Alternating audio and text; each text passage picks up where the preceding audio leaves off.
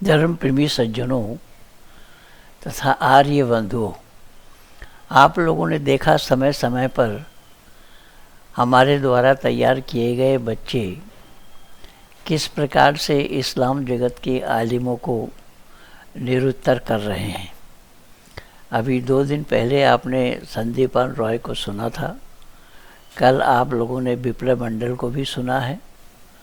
आज फिर संदीपान रॉय ने मौलाना जैद को किस तरीके से निरुत्तर कर रहे हैं, और मौलाना जैद ये कहने के लिए मजबूर हो गया है कि आप पहले मुसलमान थे क्या।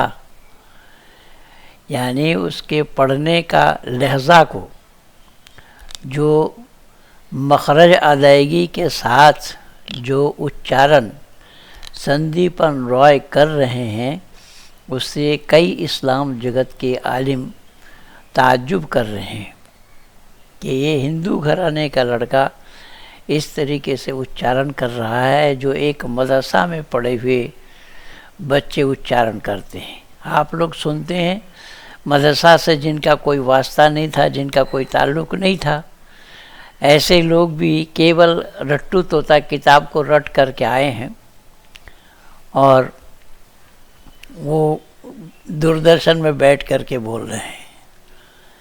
लेकिन यहाँ रट्टू तोता नहीं है, यहाँ बाकायदा पढ़ करके, समझ करके, ग्रामर की जानकारी ले करके संदीपन रॉय ने किस तरीके से अपनी तैयारी की है। मैं परमात्मा से प्रार्थना करता हूँ कि ये दिन दुगनी रात चौगुनी तरक्की करे। इसी प्रकार से मेरे ना रहने पर भी इस ऋषि मिशन का काम ये करते रहें। सत्य सनातन वैदिक धर्म को बहुत नज़दीक से जानने का प्रयास किया है।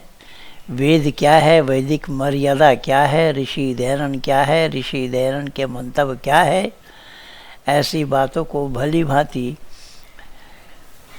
संदीपन रॉय ने जानने का प्रयास किया है और उसी पर ही उनका सारा विचार व्यक्त करते हैं। कल इस पर जो हमारा लाइव स्ट्रीम होगा रात को 8 बजे, उसमें भी हम अच्छे ढंग से चर्चा करेंगे। आप सुनिए संदीपन रॉय को। ये अच्छे लगे तो ज़्यादा से ज़्यादा शेयर कीजिए, लाइक कीजिए, सब्सक्राइब कीजिए, आइकन बेल दबाना न भूलना। हेलो जी संदीप भाई। हाँ पर जी हजरत नमस्ते जी, फरमाइए। ज्यादा बार जी आपने फोन लगाए थे, इधर हम जमात के साथियों के साथ बैठे हुए थे। अच्छा अच्छा, फरमाइए। ठीक है, देखा क्या कर रहे थे? जी मैं बैठा हुआ था।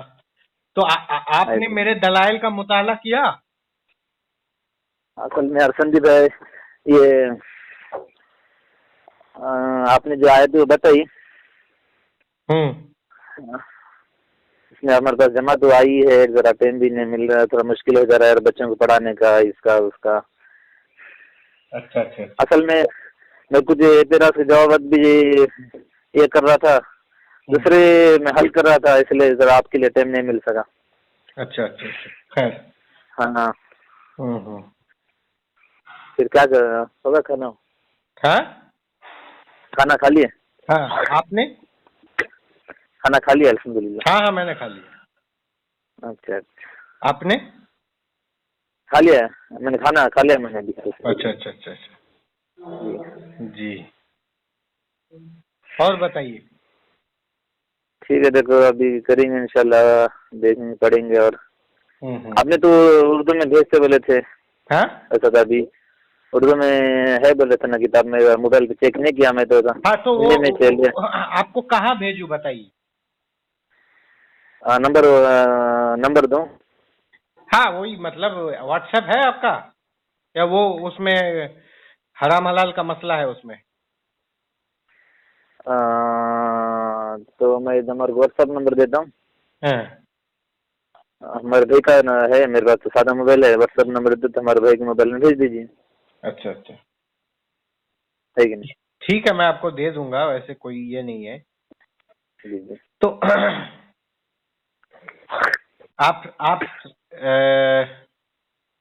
यानी असल में उस दिन जो अपनी बात हो रही थी ना कि ये इसराइल जिब्राइल का वास्ता बनाने का, कि डायरेक्ट जैसे मोहम्मद पैगंबर को देने के बजाय जिब्राइल के बीच में लिया, इसके ऊपर अपनी उस दिन बात हो रही थी। बिल्कुल। पर मैंने कहा था कि भाई वे जैसा कि मैंने उसके ऊपर कहा था आपको कि भाई हमको जो ज्ञान देने के लिए भी जो दो हमको डायरेक्ट ज्ञान देने के बजाय डायरेक्ट ईश्वर ने जो दो ऋषि मुनि को वास्ता लिया, ऐसा हमारी बात चल रही थी ऐसा। हाँ हाँ, नहीं ऋषि मुनि वास्ता नहीं है ना, वही तो मैं कह रहा हूँ, ऋषि मुनि बशर है जी। ऋषि मुनि वास्ता नहीं है जी जी, मगर ऋषि मुनि अगर बशर है, ऋषि मुनि खुद इंसान है। जी जी, हम उसका इनकार हमारा इनकार बशर होने का इनकार नहीं है, लेकिन हमारे पास जो वेद आए ना, तो वेद है ना, पहले हमारे से पहले ऋषि मुनि की बात है।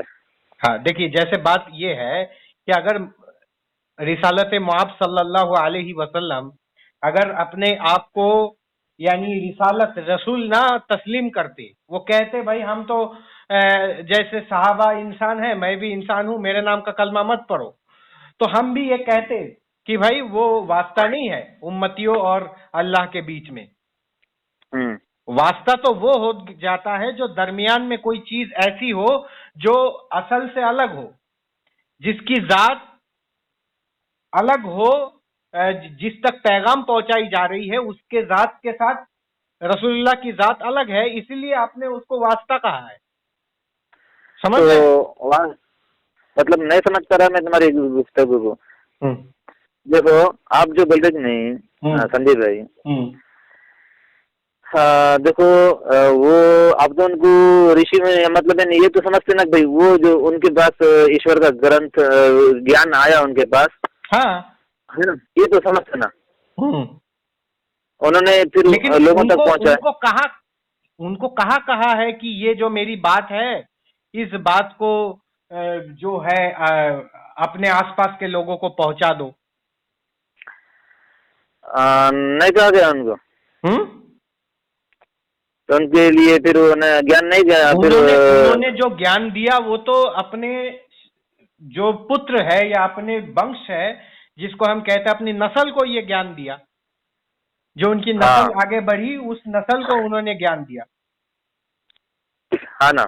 हाँ, तो अब यहाँ पे देखिए, सहाबा और अल्लाह दोनों मौजूद थे। अच्छा। लेकिन उनकी नस्ल उस वक्त मौजूद नहीं थी जिस वक्त उनको वेद दिया गया।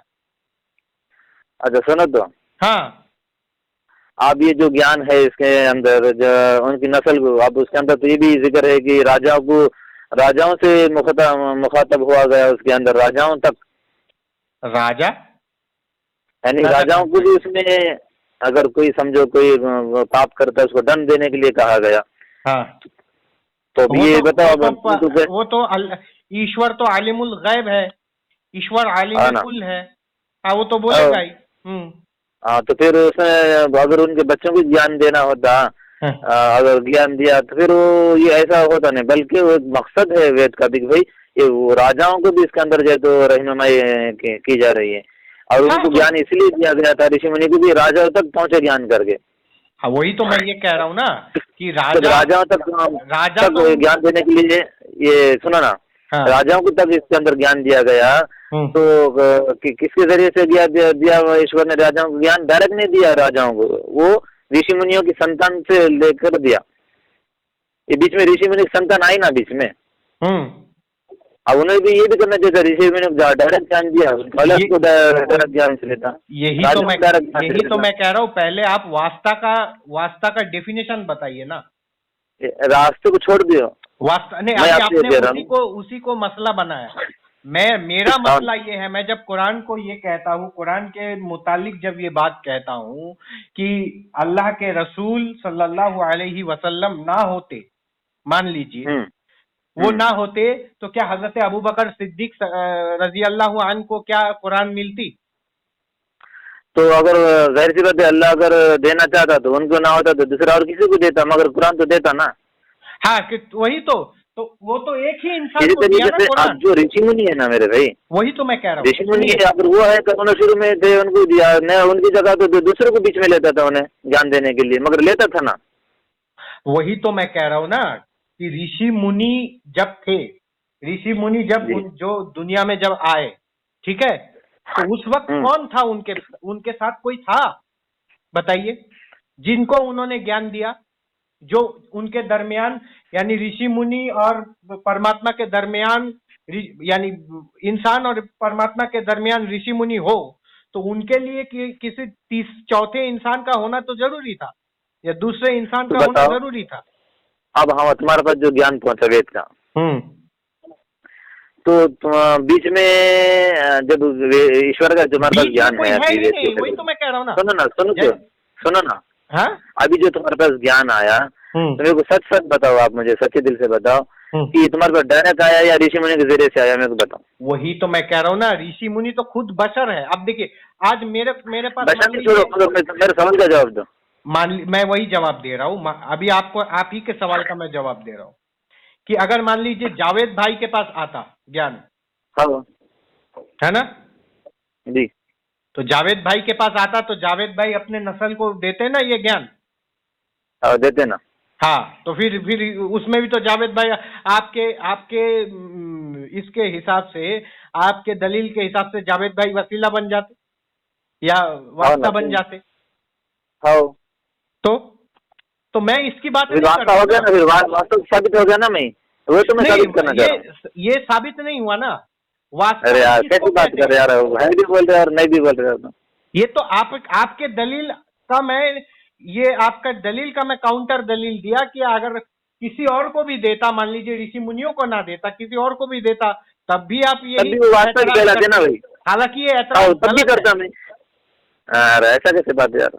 हाँ, ये ऐतराज इसलिए गलत है क्योंकि कोई ऋषि मुनि को वास्ता मानता नहीं है अकीदे के एतबार, लेकिन कुरान में वसीला माना गया है अल्लाह के रसूल को। अल्लाह अल्लाह। संदीप भाई, यही तो मैं कह रहा हूँ ना, आप जो हमारे अकायद तय कर रहे हैं। नहीं, वो तो हकीकत बता रहा हूँ, जो है वो बता रहा हूँ ना भाई मैं। नहीं, बिल्कुल नहीं, जो है नहीं, जो नहीं है वो आप बता रहे हैं। अल्लाह अकबर। अल्लाह अगर बड़ा होता, सुनिए, अल्लाह अकबर अगर होता, अल्लाह बड़ा है वो तो ठीक है, लेकिन अल्लाह जिस तख्त पर बैठा है, वलक़द खलक़ना समावाति वल अर्ज़ फी सित्तति अय्यामिन सुम्मा इस्तवा अलल अर्श, अल्लाह जिस अर्श पर बैठा है इसका मतलब वो छोटा है, तो अल्लाह को लटकने पर जाएंगे माअज़ल्लाह हे रब्बिल आलमीन। तो ये इस्तवा अलल अर्श मुतशाबिहात में से है, ये तो इस्तवा अलल अर्श मुतशाबिहात में से है क्या? इस्तवा, ये मुतशाबिहात में से इस्तवा अलल अर्श, इस्तवा अलल अर्श, ये मुतशाबिहात में से, इसका मतलब कोई इंसान का दिमाग इहाता नहीं कर सकते इसका मतलब का। अच्छा, वाह, सुभान अल्लाह रब्बिल आलमीन। तो अब मुतशाबिहात है, ये आयत मुतशाबिहात है। अभी आपने एक दावा कर दिया, इसकी दलील दी। वह मुतशाबिहात कुरान के अंदर जिक्र है कि वखर मुतशाबिहात, कुरान के अंदर बात आते वो भी है, सूरह आल इमरान के अंदर इसका जिक्र है कि मुतशाबिहात है। ये तो मैं समझा, लेकिन ये आयत मुतशाबिहात है, इसकी दलील है आपके पास? हाँ जी। कैसे, बताइए। देखो, ईश्वर है ना, ईश्वर करो, ईश्वर वाले अल्लाह कहो, वो जो है तो जिस्म से पाक है, और जिसमें कुर्सी पर वो जिस्म से पाक है, इसकी दलील दीजिए जल्दी। हाँ, और मैं अल्लाह की मुजस्सिम है, अल्लाह मुजस्सिम है, इसको मैं साबित कर दूंगा आपको कुरान से। हाँ, वो जितनी भी आयतें आप बता देंगे, वो सारी आयतें जो है तो ये है, वो इस्तिआरा है, वो तो इस्तिआरा है, और वो जिसमें उसमें मुतशाबिहात है, या उसमें उसका जो लफ्जी माना है वो वैसा नहीं है, इसकी कोई दलील है आपके पास कि अल्लाह नामुजस्सिम है? इसकी कोई दलील आपके पास कुरान है, दलील कतई? उसकी जो तो अगर दलील कतई मिल जाए तो मुझे कोई वेद नहीं चाहिए, मुझे कोई मनुस्मृति नहीं चाहिए, वो मैं छोड़ दूंगा। इसकी अगर दलील कतई मुझे मिल जाए कि अल्लाह लामुजस्सिम है, या अल्लाह जिस्म जिस्मानियत से पाक है। ये जिस्म जिस्मानियत से पाक वाला अकीदा देवबंदियों का नहीं है, ये बरेलियों हाँ। का अकीदा है, फिर भी मैं आपकी बात मान लेता हूँ। ये जिसमें से पाक होने का अकीदा। हाँ, ये आप तारिक जमील को सुनिए ना, तारिक जमील साहब क्या कह रहे हैं, ऐदा हाँ क्या ऐदा कह रहे? उम्मरा ऐतन ऐमन व मुल्कन कबीरा आलियहुम हाँ, थियाबु सुंदुसन खुदरुम व इस्तबरा व खुल्लु असाबिरा मिन फित्ततिन व सकाहुम रब्बहुम शराबन तहूरा। मेरे जी अल्लाह ने अपने चेहरे के नूर से उन हूरों के चेहरे में नूर डाला है, ये कह रहा है तारिक जमील साहब। जी जी जी जी जी। और अल्लाह, अल्लाह अकबर, अल्लाह अल्लाह अपने हाथों से शराब पिलाएगा, ऐसे जी करके जी जी बोल रहे हैं, सुनिए, अपने हाथों से शराब पिलाएगा, सकाहुम जी रब्बहुम जी शराबन तहूरा। ये जी जी देवबंदियों जी। का अकीदा नहीं है अल्लाह जिस्म जिस्मानियात से पाक है, इसी के कारण तो आप पर कुफर का फतवा लगा है बरेलियों के नजदीक। तो जब आपने वैसे एक तरफ चले जा वो रही देखा है ना, तो मेरे जी अल्लाह ने क्या नेमत बनाया है, फिर ऐसे करके हाथ वाथ हिला करके तुम तो एक नौकर से खुश हो जाते हो, मेरे अल्लाह ने एक लो लेवल का जन्नती भी उसके 80,000 नौकर है, ऐसे करके बोल रहे हो। है ना, हकीकतन तो है भी ना, इंशाल्लाह हम जन्नत में जाएंगे इंशाल्लाह। हाँ, जन्नत में आप जाएंगे। जी जी जी अल्हम्दुलिल्लाह, क्योंकि हम ईमान वाले, अल्लाह ने ईमान वालों से जन्नत का वादा करा। हाँ हाँ हाँ। तो ये निजाम कैसा है, सोचिए कि ईमान और कुफ्र के बिना पर अल्लाह जन्नत और जहन्नुम दे रहे हैं, अमाल के बेशक बेशक बुनियाद पर अल्लाह जन्नत और जहन्नुम नहीं दे रहे, ये सोचिए कैसा निजाम है। जी। कुरान के अंदर जहाँ पर इन्नल्लज़ीना आमनू व आमिलुस सालिहात, इन्नल्लज़ीना आमनू व आमिलुस सालिहात, हर जगह ईमान और अमल दोनों है। हाँ, वही मैं पढ़ रहा हूँ ना, वबश्शिरिल्लज़ीना आमनू व आमिलुस सालिहात अन्न लहुम जन्नातिन तजरी मिन तहतिहल अनहार कुल्लमा जी जी जी रुज़िक़ू मिनहा मिन समरतिन रिज़्क़ा क़ालू हाज़ाल्लज़ी रुज़िक़ना मिन क़ब्लु व ऊतू बिही मुतशब्बिहा वलाहुम फीहा अज़वाजुम मुतहहरतुम वहुम फीहा खालिदून। सुना ये वाला है। अल्हम्दुलिल्लाह यार, तो मेरे को ऐसा लगता नहीं कि तुम गैर मुस्लिम है करके। हैं? मुझे ऐसा नहीं लगता कि तुम गैर मुस्लिम है, चले हर हाल तुम तो जबान से हाँ, इंतजार मुझे कर तो रहे अभी मैं एक्स मुस्लिम के चैनल में गया, वो बोल रहा है तुम एक्स मुस्लिम थे, मैं बोला नहीं जी, मैं एक्स मुस्लिम नहीं था। तो इसमें क्या हो, वबश्शिरिल लज़ीना आमनू, बशारत है मोमिनों के लिए, वो बेशक बेशक आमिलुस सालिहाति अन्न लहुम जन्नातिन तजरी, और जिन्होंने नेक आमिलुस सालिहात मतलब जिनके अमल सालेह है, अर्थात जिनके अमल जो है अच्छे हैं, तो उन्हें खुशखबरी दे दो कि बागों के जी नीचे नहरें बह रही होंगी। बेशक बेशक हाँ हाँ। जी जी जी तो फिर एक जन्नती कहेगा कि एक जन्नती के हाथ में फल पकड़ाया जाए, जी एक जन्नती होगा, वो कहेगा ये फल खाएगा, वो फल खाते हुए कहेगा ये फल तो हमने पहले ही खाया है, जी जी जी जी लेकिन इसका जायका अलग है। जी जी जी समझ रहे? और उनके जी वहां यहाँ होंगे वलहुम फीहा अज़वाजुम मुतहहरतुम वहुम फीहा खालिदून, और उनके साथ यहाँ पे पाक साफ पत्नियां रहेंगी, अज़वाजे मुताहिरात रहेंगी, जो उनके जिस्मानी ख्वाहिशात को, ये मैंने इजाफा किया लफ्जी, लेकिन मुराद यही है, जो उनके ख्वाहिशात को पूरे करेंगे। जी और वहां रेशम के कपड़े दुनिया में हराम है, जन्नत में हलाल हो गया। बेशक बेशक जी जो तो ये निजाम है, ये मैं नहीं समझ पाया ये कैसा है। तो वो मैंने एक इंशाल्लाह मौलाना से पूछा, मौलाना साहब ये बताइए कि अच्छा ठीक है, कोई मान लीजिए हिंदू, वो पहले सुअर खाता था, नाउज़ुबिल्लाह, सुअर खाता था, वो जन्नत, वो इस्लाम कबूल कर लिया, वो जन्नत में जाकर के क्या उसको सुअर मिलेगा? तो बोला ला हौला वला कुव्वता इल्ला, किस शैतान से पाला पड़ा मिला। जो शराब दुनिया में हराम है, जन्नत में हलाल हो गया। हाँ, तो तुम्हारे पास शराब की क्या माना होता है? शराब का माना क्या है? शरबत है। पीने की चीज को शराब कहते हैं। शराबन तहुरा वहां पर आया, पाकीज़ा शराब, जो जिसको पीने से नशा का ये नहीं है वहां पर। ये तो बहुत लोग कहते हैं, तो लेकिन इसकी शराब तो हम यही जानते हैं जिसको पीने से नशा हो, उसी को हाँ तो शराब कहा जाता है। तो ठीक है, आज तो पता चल गया ना तुम्हारा। आज तो पता चल गया शराबन तहुरा पाकीज़ा से पीने की चीज। हाँ, वो तो उसमें तो बोलता है कि गंध नहीं होगा। जी जी जी जी, गंध वाला, बिना गंध वाला। तो मैं यही कह रहा हूं ना कि हमारे यहाँ ये नहीं है कि जन्नत के दरवाजे जैसे रसूलुल्लाह खोल देते हैं वैसे ऋषि मुनि भी जन्नत के दरवाजे वैसे ही खोल देंगे, ऐसा नहीं है। या हम ऋषि मुनि के नाम का कलमा भी नहीं पढ़ते, ऋषि मुनि के नाम का वसीला भी नहीं कहते, ऋषि मुनि को वसीला भी नहीं कहते, लेकिन कुरान में अल्लाह के नबी को वसीला कहा गया। तो दलाइल आपके पास वाज़े है, दलाइल मेरे पास है।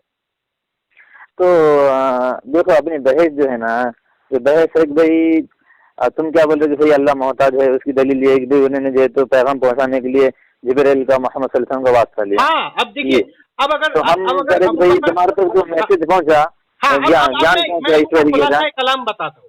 देखिए, जैसे ऋषि मुनियों के डायरेक्ट हृदय में वेद को पहुंचा दिया, वैसे सहाबाओं के डायरेक्ट उनके जहन में अगर कुरान को पहुंचा देते, बिना रसूलुल्लाह के लिए, बिना रसूलुल्लाह को बीच में दरमियान में लेकर के, या बिना जिब्रील को दरमियान में लेकर के, अगर हजरत अबू बकर सिद्दीक रजी अल्लाह अन्हु के जहन में कुरान बिना रसूलुल्लाह के अगर पहुंचा दिया जाता तो हम मान लेते कि भाई आम यही सवाल मेरा, यही सवाल तो मेरा भी है ना आपसे कि भाई, यही तो मैं कह रहा हूँ।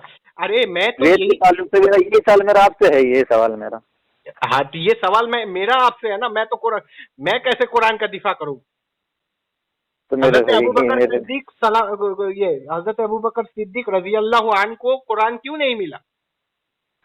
तो मैं तो वही कह रहा ना भाई, डायरेक्ट मुझे वेद क्यों ज्ञान ने दिया ईश्वर ने करके, जब उनको दिया था आज मुझको देना था। आपको डायरेक्ट इसलिए नहीं मिली क्योंकि मैंने पहले ही आपको कहा था कि खेल के नियम कभी बीच में नहीं बताए जाते। वैसे ही दुनिया 1,96,08,53,123वां साल चल रहा है। ये दुनिया के आगाज में सृष्टि के नियम तय होते हैं, सृष्टि के नियम दुनिया के आगाज में बताए जाते हैं, बीच में नहीं बताए जाते। देखो मेरे भाई, हर पैदा होने वाला बच्चा अगर वो ज्ञान लेकर आता, हर पैदा होने वाला बच्चा, हाँ, तो वो मुझे ज्ञान लेकर के आता, खेल के दौरान में नहीं होता ये। मैं तो मिसाल दिया, से मैंने जवाब, आधी जिंदगी, जैसे खेल से पहले खेल के नियम तय होते हैं, बराबर।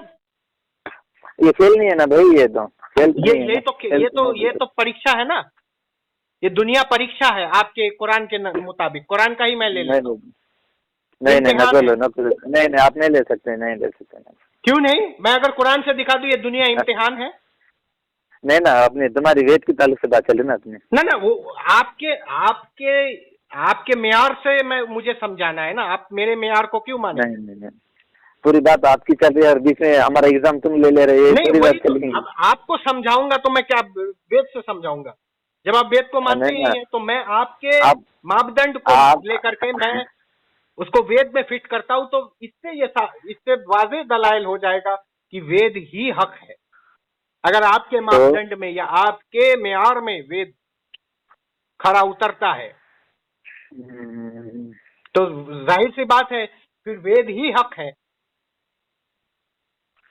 अपने से तो मैं अपने दलाइल दूंगा, वो तो आप मान नहीं रहे। नहीं भाई, भाई अब मेरे को सामने सब पूरा दिख रहा है यार, मैं तुम्हारे बोल रहा हूँ यार। नहीं, आपको कैसे दिख रहा है? क्या बोले अभी आपके सामने। अभी सुनो, तुमने क्या बोले अबू बकर के जहन में डायरेक्ट जो तो कुरान को नाजिल कर देना चाहिए था। हाँ, था ना भाई? तो मैं कह रहा भाई, जैसा उन्होंने जो तो ईश्वर में शुरू के लोगों के, ऋषि मुनि के जो शुरू के लोग हैं, उनके वही तो मैं कह रहा हूँ। सुनो ना, हजरत आदम को ये मिला क्या? हजरत आदम को कुरान जैसा कोई जबूर, तौरात, जबूर, इंजील ऐसा कुरान मिला जो आप दोनों को एक जब अल्लाह ने तराजू में तोल रहे हैं? सुनो ना, बताइए। ये हमारे यहाँ तो ऋषिकाएं भी है, हमारे यहाँ तो ऋषिकाएं है, लेकिन आपके यहाँ पैगंबरी है? कोई औरत पैगंबर बन सकती है? बताइए। दोनों को आपने एक तराजू में कैसे तोल लिया? तराजू में तोलने की बात नहीं है असल में संदीप, तुम वादा दावा ऐसा कर रहे ना, तो तुम बोल रहे ऐसा, तो फिर मैं वो भी नजर आना। मेरा दावा ये है कि इंसानों और ईश्वर के दरमियान कोई वास्ता नहीं होना चाहिए, कोई अलग जात नहीं होना चाहिए जो इंसान और ईश्वर के दरमियान हो। ये मेरा मेयार है। अब इस मेयार पर आप बात कीजिए। अब चलो, अब ईश्वर के दरमियान मेरे दरमियान कोई वास्ता नहीं होना चाहिए। तो क्या मेरे को डायरेक्ट ईश्वर वेद मेरे ध्यान में डाल देंगे पड़े बगैर? कैसे? मैं तो यही कह रहा हूँ ना। तो तुम्हारा दावा गलत है, ऐसा नहीं होना चाहिए, तो हो ही नहीं सकता, ऐसा नामुमकिन है जैसा बोल रहे। आपको इसलिए नहीं देगा क्योंकि हम और आप जैसे लोग मुक्त आत्मा नहीं है। हम लोगों ने कभी ना कभी किसी न किसी प्रकार से गलती किया है। हमको क्यों वेद देंगे? तो पता चला कि भाई इसमें डायरेक्ट दे दो। जो दुनिया का सबसे पहला इंसान होगा वही ऐसा होगा जिसने जिंदगी में कभी गलत काम नहीं किया होगा, या अपने पुराने जिंदगी में कभी कोई गलत काम नहीं किया होगा। हमें क्यों वेद देंगे? तो फिर मतलब हम लोगों ने अपनी जिंदगी में कभी ना कभी झूठ बोला होगा, हमने अपनी जिंदगी में कभी ना कभी गलत काम किया होगा, हमें क्यों वेद देंगे भाई? तो इसलिए वास्ता मतलब इसलिए डायरेक्ट नहीं दिया है ना? इसीलिए डायरेक्ट नहीं दिया, नहीं इसीलिए हम लोगों के पास ये हक नहीं है कि हमारा जहनियत इतना छोटा होने के बावजूद भी, या हम मान लीजिए एक 2 क्लास का बच्चा है, क्लास 2 का बच्चा है, क्या उसको मैं क्लास 11 12 की ज्ञान उसको दे सकता हूँ? एक जमात में पढ़ने वाला बच्चा, उसको क्या मैं उसको क्या मैं फिका का कोर्स कराऊंगा? नहीं होगा ना। हाँ नहीं होगा। तो डायरेक्ट नहीं दे सकते ना? क्या डायरेक्ट तो नहीं दे सकते? नहीं, डायरेक्ट इनडायरेक्ट की बात नहीं है ना। हमें क्यों देंगे? पहली बात तो ये है कि हम गुनहगार हैं, हम मुक्त आत्मा नहीं है। यानी जिसने अपने पुराने जन्म में कोई खता किया हो या उसके कोई गलत काम हुए हो, वो कभी ऋषि नहीं बन सकता। अच्छा, वो अपने अमल से अपने पुराने कर्मों का प्रायश्चित करके वो ऋषि बन सकता है। हाँ, अपने अमल से वो ऋषि बन सकता है, अगर वो अमल अच्छे करे। जो अमल अच्छे करेंगे उसको डायरेक्ट ज्ञान देगा? नहीं, ये तो मैंने कभी नहीं कहा ना। मैंने ये कहा ऋषि उन्हीं को ज्ञान मिलता है जिसके जो मासूम अनिल खता हो, जिसने अपनी जिंदगी में कोई गलत काम नहीं किया हो। हम और आप तो मासूम अनिल खता नहीं है, इसलिए हमारे को वास्ता लिया। अरे देखिए, वास्ता मैंने तो पहले ही आपको ये क्लियर किया, दोनों मसले अलग है, दोनों का एक मत कीजिए। मैं ये कह रहा हूँ वास्ता किस, अभी जैसे मैं हूं और आप है, आप और मेरे बीच में ये फोन वास्ता है कि नहीं है? बताइए। हाँ, बात करने का, बीच में बात को जोड़ने का है नजरिया। हाँ, तो आप और मेरे में से कोई एक मौजूद ना हो तो क्या वास्ता बनेगा? नहीं बनेगा। नहीं बनेगा। ये मैं कल भी आपको समझाया। अब अच्छा, ऋषि मुनियों जिस समय ऋषि मुनि को ज्ञान मिला, उस समय ऋषि मुनि किसके वास्ते थे? बताइए उस वक्त। चलो, मैंने आपकी बात को मान लिया। उस वक्त मैंने आपकी बात को मान लिया। अब मान लिया, बस मान लीजिए। फिर अभी मान लिया तो बस, अगर आपने मेरी बात को मान लिया तो ये फिर यही है कि आपने आज का मसला कैसा? आज का मसला कैसा फिर? जी, तो क्या आज का क्या आप ये कहेंगे कि सहाबा आपके और अल्लाह के बीच में वास्ता है? अल्लाह के रसूल नहीं है? चलो, अब बताइए, क्या बोले? क्या सहाबा आपके और अल्लाह के दरमियान वास्ता है, वसीला है, रसूल है? कौन? सहाबा। हमारे दरमियान? किसके और अल्लाह के दरमियान? अल्लाह और आपके दरमियान क्या सहाबा वास्ता है या अल्लाह के रसूल वास्ता है? अल्लाह के रसूल वास्ता है। अभी आपने कहा कि सहाबा, अगर हजरत उमर कुरान को कंपाइल नहीं करते तो हजरत उमर कुरान का संकलन नहीं करते, कुरान का इकट्ठा नहीं करते, तो फिर आपको कुरान नहीं मिलता। इस प्रकार से हजरत उस्मान भी आपके लिए वास्ता बन गए। तो अगर उस समय में ऋषि मुनि अगर रिसालत के दर्जे में हजरत उस्मान को भी आपको मानना पड़ेगा, आपके हाफिज साहब को भी आपको अल्लाह के रसूल के जैसे आपको उनको भी वास्ता मानना पड़ेगा, आपके जो आपके उस्ताद है, इस मेयार के हिसाब से। और अगर मान लिया आप तो आप काफिर हो गए। अगर ऋषि मुनि अगर चलो ऋषि मुनि उस वक्त में बताइए, नहीं फंसा, बिल्कुल नहीं फंसा। आप बताइए क्या अल्लाह के रसूल के तरह हजरत उस्मान गनी भी वास्ता है कुरान को उम्मत तक पहुंचाने के लिए? बिल्कुल वास्ता, क्योंकि अल्लाह के नबी सल्लल्लाहु अलैहि वसल्लम के दर्जे में आपने हजरत उस्मान गनी को बैठा दिया, मुबारक हो। नहीं, वास्ता होने के लिए वो वास्ता हुआ तो इसका मतलब ये नहीं कि भाई रसूल हो गए करके, वो आपकी गलत फहमी है, मैं क्या कर सकता हूँ। नहीं, अभी आपने फिर आप जब मैं जब तावील करता हूँ तो आपको तब गलत फहमी नहीं होती, तब आप ये कहते हैं आपकी बात गलत है। वास्ता होना सिर्फ जब मैंने आपकी बात का इस्तेदलाल किया तो जो जाहिर जो बात है उससे तो यही वाज़े हो जाता है कि अगर रसूल भी वास्ता है और हजरत उस्मान भी वास्ता है तो जाहिर सी बात है दोनों का मर्तबा एक हुआ। रसूल किसे कहते हैं? रसूल किसे कहते हैं? जो रसूल वही है, वो आप बताइए, मैं क्यों बताऊं, मुझे तो पता है। जिसके पास अल्लाह का फरिश्ता आता हो, पैगाम पहुंचाए, जिसके पास, हाँ ना, जिसका और उसका वास्ता जो डायरेक्ट फरिश्ते से होता। हाँ, तो अबू बकर थोड़ी जिब्राइल, यही कयास तो मैं लगा रहा हूं ना। रसूल वही है जिसका वास्ता जिब्रील से होगा। आपने ऋषि को कैसे रसूल जैसा वास्ता मान लिया? ऋषि मुनियों को कौन सा फरिश्ता आकर के वेद सुना करके गए? वेद तो सुना करते नहीं है, लेकिन वास्ता तो हमारे हम तक वेद पहुंचने के लिए, तुम तक जो वेद पहुंचा और ईश्वर का तो डायरेक्ट तो नहीं पता, बीच में तो ऋषि मुनि है। इसका मतलब यही है कि फिर जिस प्रकार से आपने ऋषि मुनियों को वास्ता माना है उसी प्रकार हजरत उस्मान गनी को भी आपको वास्ता मानना पड़ेगा, जैसे रसूल वास्ता है आपके और उम्मत के दरमियान। वास्ता हमारे दरमियान कई वास्ते हैं, रसूल का वास्ता है और वो वास्ता तो आपके पास भी है ऋषि मुनि का। आप कहाँ भरेंगे? आप देखिए, आप देखिए आपका अकीदा कुफ्र की तरफ जा रहा है।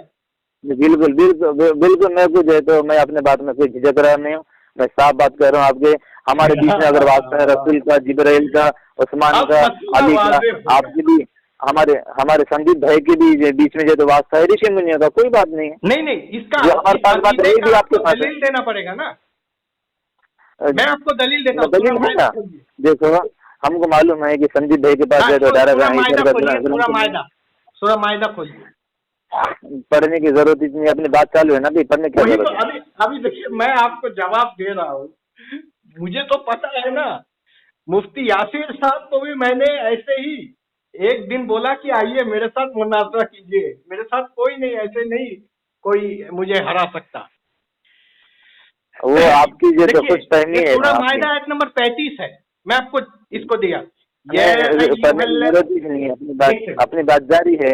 अगर हमारे दरमियान रसूलों का जिब्रील का वास्ता है तो आपको ऋषि मुनियों का वास्ता है। हाँ, अभी मैं आपको दलाइल देता हूँ। ठीक है, जरूरत इतनी आयत पढ़ने की। बस मैं रुकिए ना प्लीज। देखिए मैं एकदम मैं शांति से बात करता हूँ। देखिए यह है सूरह माइदा आयत नंबर 35।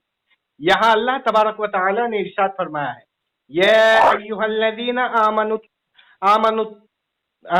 वत्तकुल्लाह वब्तगू इलैहिल वसीलता वजाहिदू फी सबिलिल्लाहि लअल्लहुम तुफ्लिहून।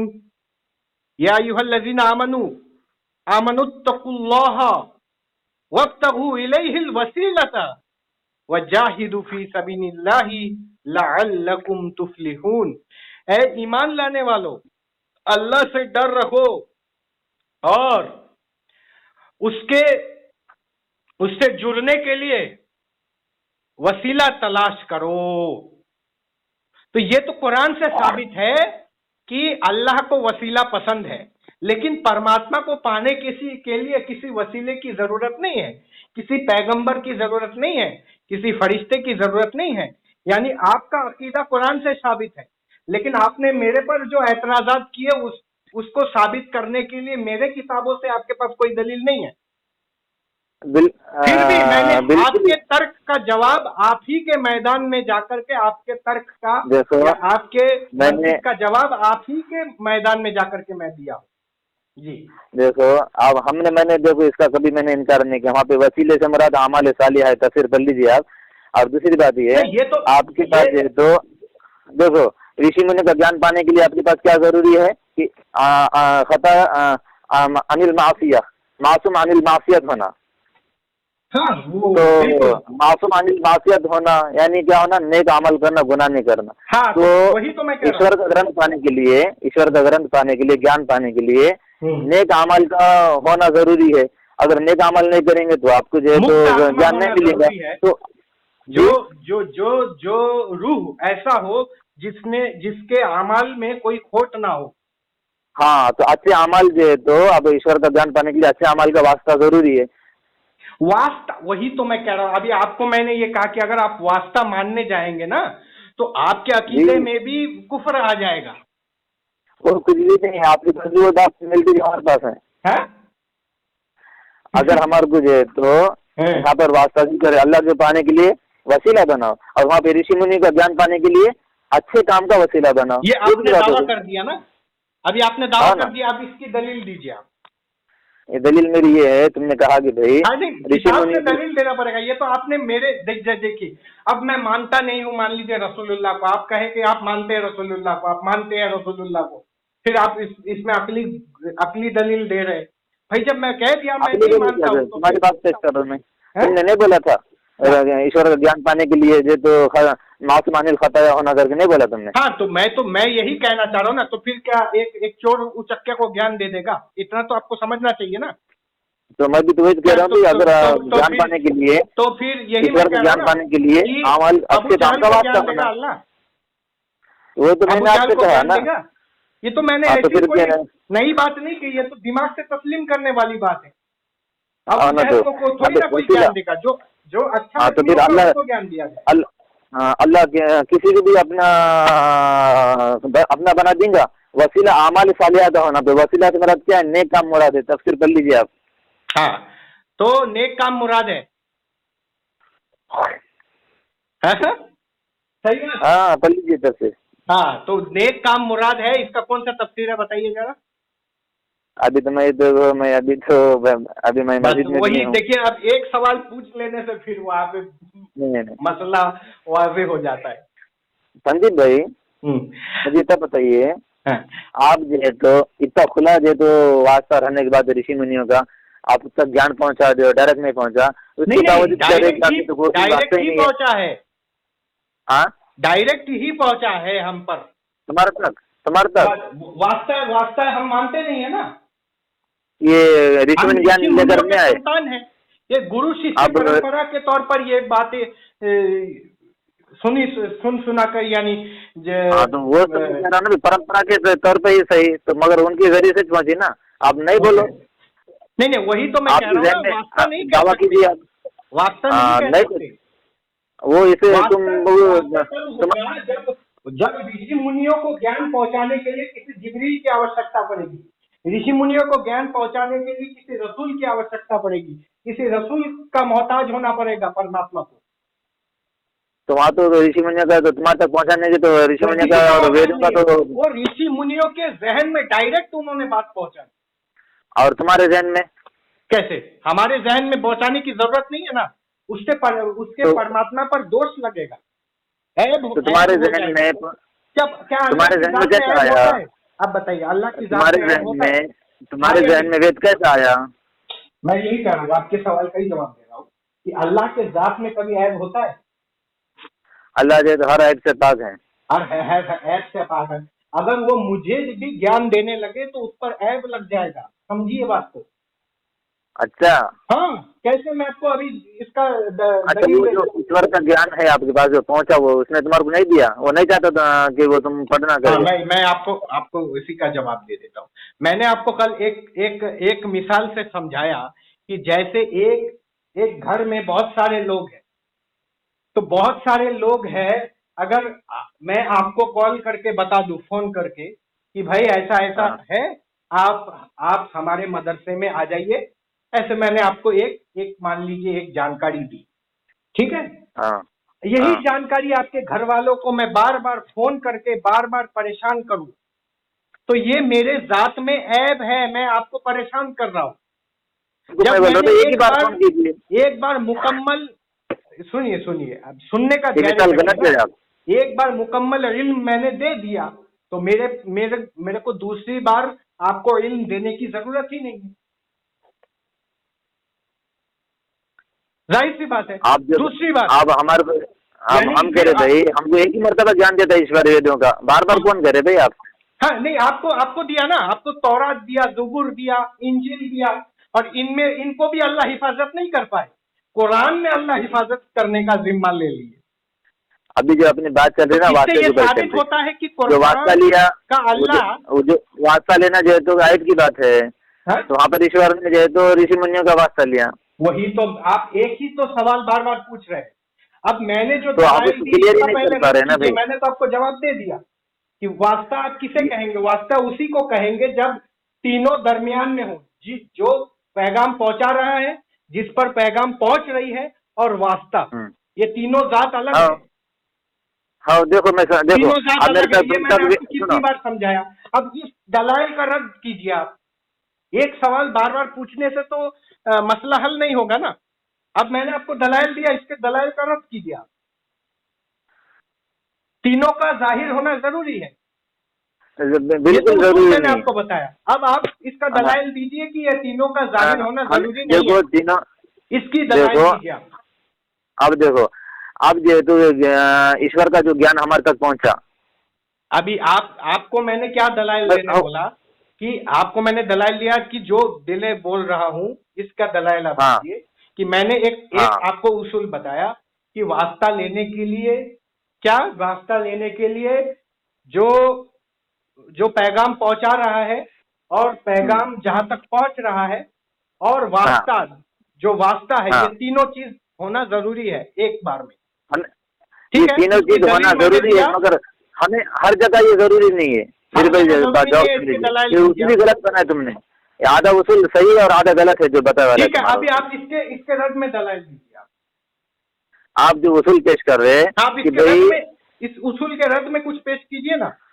मैं आपको एक उसूल की दलील दे रहा हूँ कि आप हैं, मैं हूँ, और ये मोबाइल फोन है, मोबाइल फोन बीच में है। इन तीनों में से कोई भी अगर ना हो तो आपसे संपर्क नहीं बन पाएगा। हाँ सही बात है, ये बात मैं ये बात मानता हूँ, लेकिन पूरी मुकम्मल नहीं है, पूरी मुकम्मल बात नहीं है, ये आधी सही है। ये एक वक्त में तीनों का जाहिर होना जरूरी है, बस। अब एक वक्त में जाहिर, ये तो बात सही है कि वास्ता होने के लिए तीनों का जाहिर होना, लेकिन हमें हमेशा ऐसा ना होने के बावजूद भी वास्ता हो सकता। मैं आपको बताता हूँ कैसे। अब देखो, पहली बात, आप देखो हम तीनों मौजूद है, मैं और आप, मोबाइल, ठीक है, राइट। अब देखो, अब ये जो ईश्वरी ज्ञान है, आप ईश्वर ने जो है तो ऋषि मुनियों को दे दिया। उस वक्त मैं नहीं था, आप नहीं थे उस वक्त, तो ये उसूल के हिसाब से आपका बात गलत हो गया कि ऋषि मुनि वास्ता है। सुनो ना, तो बात तो सुनो ना। अब जो है तो वो उस वक्त मैं नहीं था, लेकिन ये ज्ञान तो मेरे तक पहुंचना जरूरी है, क्योंकि मुझे अच्छी जिंदगी गुजारना है। ये तो आपने क्या हुआ कि भाई आप पहले उसूल तय कीजिए, ये तो आप उसूल नहीं तय कर रहे, आप उसी बात को लेकर के आए। जो आप उसूल बता रहे हैं, किसका होना जरूरी है, उसूल तय कीजिए पहले आप। भाई वास्ता होने के लिए कि तीनों का जाहिर होना जरूरी है, आप इस उसूल तय कीजिए कि तीनों का जाहिर होना जरूरी नहीं है।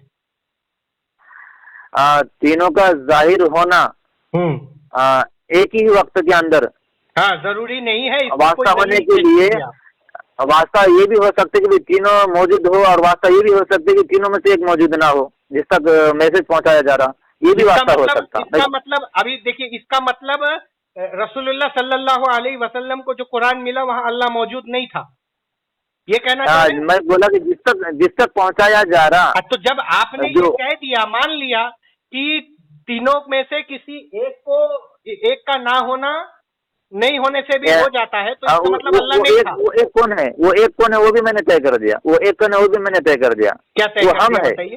तय कर दिया किस? वो हम है। क्योंकि पूरी हमारे पास पूरी जो है तो ये पूरा हालात मौजूद है, मुशाहिदा हमारे सामने है ना। वही तो, जो है तो जब ही आ जाता है ना, तभी पता चलता है कि अब नहीं हो रहा है सामने वाले से। क्या जो है सो नहीं, क्लियर कट बात कीजिए, जैसे मैं कह रहा हूँ। क्लियर कट मैं कह रहा हूँ कि जो है तो ये जो आप जो उसूल बनाया आपने कि एक ही वक्त में तीनों होना जरूरी है। हम कह रहे भाई ये भी वास्ता हो सकता है, तीनों भी हो सकते, और ये भी हो सकता है जो तीनों में से आखिरी जो है जिस तक पहुंचाया जा रहा वो ना हो तो ये भी जो है तो वास्ता हो सकता। मिसाल के तौर पे एक मिसाल बताता मैं। देखो पहली मिसाल आपकी जिसमें कह रहे तीनों का होना जरूरी है, मैं और आप मोबाइल, ये तीनों भी मौजूद है। और दूसरी मिसाल जो मैं जो साबित करना चाह रहा हूँ कि तीनों में से वो आखिरी जिस तक पैगाम पहुंचाया जा रहा है उसका ना होने के बावजूद भी वास्ता हो सकता। मिसाल के तौर पे कुरान मेरे तक पहुंचा, कुरान मेरे तक पहुंचा, अल्लाह रसूल और कुरान, ये तीनों उस वक्त में मौजूद है दुनिया के अंदर जब मोहम्मद पैगंबर, और उस वक्त में नहीं था। लेकिन कई वास्तों के तक मैं उस वक्त में मौजूद नहीं होने के बावजूद भी ये जो है तो कुरान मेरे तक पहुंचा कई वास्तों से। तो देखो वास्ता बन गया। मुझे मेरे बाप ने सिखाया, उनको उनके बाप ने, और उनको जो है तो उन्होंने उनके बाप ने, मोहम्मद पैगंबर ने, अल्लाह ने, हो गया वास्ता। हाँ, कई वास्ते आ गए। यानी रसूल का जो मर्तबा है वही मर्तबा आपके जो उस्ताद का भी वही मर्तबा है, यही कहना चाह रहे हैं आप? अच्छा, ये उसूल में गलत साबित कर सकता हूँ आपके? कैसे गलत साबित कर देते? हाँ बताइए। रसूल किसे कहते हैं? रसूल इसे कहते हैं कि जिसको डायरेक्ट जिब्राइल अलैहिस्सलाम डायरेक्ट एक शरीयत ला कर दे। अब हमारे जो बाप दादा को शरीयत मिली नहीं, हमारे बाप दादा ने शरीयत को नकल की है। तो आपने जब ये उसूल ले लिया कि शरीयत ले आने वाला ही रसूल होता है, तो फिर आपने फिर ऋषि मुनियों को रसूल के साथ तशबीह कैसे दी, जो ऋषि मुनि कोई शरीयत लाए ही नहीं? मैंने ये कहा कि भाई ऋषि मुनि वास्तव में साबित करना चाह रहा हूँ वो रसूल है नहीं, मुझे कुछ भी लेना, मैं बहस न करा उसके बारे में। मैं ये कह रहा हूँ भाई मेरा तो दलील ही यही है कि रसूलों का मोहताज है कौन? अल्लाह। अच्छा, मैं ये कह रहा हूँ कि भाई अगर वास्ता बनना मोहताज हो, अगर होने की दलील होती, उसको छोड़िए ना, मैं तो रसूल के मुतालिक बात कर रहा हूँ। मैं तो ऋषि मुनि के मुतालिक बात कर रहा हूँ। आप रसूल के साथ आप ऋषि मुनियों की तुलना कैसे कर रहे हैं? जो ऋषि मुनि काफिर है और रसूल खुद मोमिन है। तुम कह रहे तो कहो, हम उनके बारे में कुछ नहीं कहने वाले। अगर तुम उनको काफिर कह रहे तो तुम्हारी जिम्मेदारी है, हम उनके बारे में जबान हिलाने वाले नहीं है। ऋषि शब्द ही कुफ्र है। आप अगर कहना चाह रहे तो कौन सी बात? आप अगर कहना चाहते तो आप उसके जिम्मेदार है। आपने जो उनको वास्ता कहा वो कौन से इसके बुनियाद पे आपने उनको वास्ता कहा? इस बुनियाद पर कहा कि हमारे जो संदीप भाई के पास जो वेद पहुंचा इन्हीं के वास्ते से ईश्वर ने दिया। हाँ, अब आपने ये जो कहा कि जैसे आपके जो उस्ताद है वो भी आपके नजदीक वास्ता है, ठीक है ना? ये आपने उसूल में आपने ये बात कही, इसकी कोई दलील दीजिए। हमारे उस्ताद इस तरीके से वास्ता जो कुरान में मैंने जब हमारे उस्ताद से सीखा। अब ये जो बीच हमारे उस्ताद से हमने कुरान सीखा। अब ये मोहम्मद का वास्ता है, इसकी कोई दलील दे दीजिए। हाँ, वास्ता किसको कहते? अब जैसा कि कुरान मेरे तक पहुंचना था, अब कुरान को मेरे तक पहुंचना था। से दीजिए, कोई मिसबाकुल लुगत से दीजिए, फिरोजुल लुगत से दीजिए, लुगतुल अरबिया से दीजिए, कहाँ से आप उसका हवाला दीजिए आप कि वास्ता में कोई इंसान का ना जाहिर होना भी हो सकता है। तीनों में से कोई अगर जाहिर ना भी हो तो भी वास्ता बन सकता है, जैसे आपके लिए आपके उस्ताद वास्ता है। हाँ, तो आपने जो सबसे पहले दलील आपने पेश किया, आपने उसूल बनाया, आपके उसूल का मुझे कुरान दलील दी। नहीं, अभी मैंने तो उसूल देखा ना, तो साथ उसूल बनाया तो मैंने आपको कहा था कि अल दलीलु अल बय्यिनातु अलल मुद्दई, यानी मुद्दई के जिम्मे दलील होती है। अब जब मैंने आपसे दलील मांगा फिर आप मुझसे दलील मांग रहे, तो आप सही बात है ना, तो उसूल पहले आपने बनाया ना। अभी आप मुद्दई है, अभी आप दलील देंगे जी, फरमाइए। उसूल पहले आपने बनाया जी, उसूल पहले आपने बनाया। उसूल पहले आपने बनाया। ये पहले मैंने अभी आपसे पूछा किसने? पहले उसूल पूछा किसने? आपके जिम्मे है उसूल की दलील देना, आपके जिम्मे। उसूल पहले आपने बना थी, आपने ये उसूल बना दो तीनों का मौजूद होना वो आपने बोला। मैं तो तीनों की आपने इसका दावा किया कि तीनों का मौजूद होना जरूरी नहीं है। देखिए मैं आपको इसका खुलासा करता हूँ। अब जैसे ये मेरा घर, इस दलील दीजिए ना आप, दलील मैं आपको दलील देता हूँ। जैसे घर है, अब आप कहें कि इस घर में बच्चा नहीं है। आपने तो मुझे किताबों की दलील मांग रहे थे आप, मुझे तो आप तो मिसाल से समझा रहे। मैं आपको बता रहा हूँ यार तो घर है, अभी आप पकड़े जाएंगे। रुकिए थोड़ा आप शांत रहिए। ये एक घर है मान लीजिए। अब आप बोले कि इस घर में बच्चा नहीं है, तो आपको दिखाना पड़ेगा ना घर खाली है। ठीक है, उसी प्रकार से, उसी तरीके से जी मैं ये कह रहा हूँ, एक घर है मान लीजिए, एक घर को दिखा करके आप कह रहे हैं कि इस घर में बच्चा नहीं है, तो आपको दिखाना पड़ेगा ना घर खाली है। हाँ बिल्कुल। तो अभी आपने कहा कि तीनों का जाहिर होना जरूरी नहीं है। नहीं तीनों का जाहिर होना जरूरी नहीं है, इसकी दलील दीजिए आप। अच्छा मेरे भाई, इसकी दलील लुगत दीजिए आप। आपने बात को गौर से सुनो। आप जो आपके उसूल के अंदर ये जो तय कर रहे थे कि तीनों का होना जरूरी है, मैंने कहा भाई ये भी एक वास्ता हो सकता है, ये भी वास्ता हो सकता है। वास्ता मतलब क्या होता है? वास्ता मतलब वही होता है संपर्क और संबंध। वास्ता दरमियानी चीज को वास्ता कहा जाता है। ये रेखता डिक्शनरी से मैं आपको बता रहा हूं कि ताल्लुक को कहा जाता है वास्ता। तो ताल्लुक के होने के लिए दोनों का जाहिर होना जरूरी है। ये तो मैंने आपको या तो मंतिक से आपको दलाइल दिया कि नहीं दिया आपने, कहाँ दिया मंतिक? अब आप मुझे दलाइल दीजिए कि नहीं होता, तीनों का जाहिर नहीं होना चाहिए। नहीं, अच्छा आप बोल दो, पहले बोल दो आप। हाँ ओके, बोल दिया आपने। आप दलील दीजिए कि वास्ता के लिए तीनों का जाहिर होना जरूरी नहीं है। मैंने तीनों का जाहिर होना जरूरी नहीं है कहा। हाँ बताइए। मैंने कहा कि मैं ये कह रहा हूँ तीनों जब जाहिर होते हैं, तीनों भी जाहिर हो सकते हैं, और ये भी एक तरीके का वास्ता, ये भी जो आप कह रहे तो तीनों जाहिर होते, मौजूद होते, जैसा कि मैं आप मोबाइल, ये भी एक वास्ता होगा। है नहीं जब वास्ता है करो, ये भी है। आप मान लीजिए जाहिर नहीं है तो मैं मोबाइल से बात कर सकता हूँ। हाँ ये मोबाइल का नहीं, मैं तुम्हारा दूसरी मिसाल दूंगा। बताइए। दूसरी मिसाल दूंगा। अब देखो अपने पास जो कुरान मोहम्मद पैगंबर और मैं, कुरान मोहम्मद पैगंबर तो मौजूद है उस जमाने में और मैं नहीं था। लेकिन जो तो ये कुरान मेरे तक जो है तो कई वास्तों से मेरे तक कुरान पहुंच गया। बस अभी यही ठहर जाइए। अब आपने कहा कि आपके और अल्लाह के दरमियान ये आपके और मोहम्मद पैगंबर के दरमियान कुरान है। मोहम्मद पैगंबर तीन चीजें, मैं, कुरान और हमारे नबी सल्लल्लाहु अलैहि वसल्लम, तीनों चीजें। कौन है इसमें? देखो हाँ वास्ता हमारे कई असातिज़ा है बीच में गए और जिनका ताल्लुक जो है तो मोहम्मद पैगंबर से आकर जुड़ जाता। किसी किताब से दलील दे दीजिए कि हमारे असातिज़ा हमारे लिए वास्ता है। बस क्या बोले? बस ये अगर आप दे हमारे असातिज़ा तो मैं आपके साथ सामने सांगोपांग इस्लाम कबूल करूं। क्या आपने क्या बोले? हमारे असातिज़ा, आपके असातिज़ा जो है या जो आपके बुजुर्ग है वो आपके लिए वास्ता है। इसकी कोई वाज़ेह दलील किसी किताब से दे दीजिए। किताब से ये चीज़ की दलील होती? देखिए अब जब मुतालबा कर रहा हूँ, मैं मुतालबा कर रहा हूँ तो आप जवाब नहीं दे पा रहे। ऐसी दलील होती किताब के अंदर?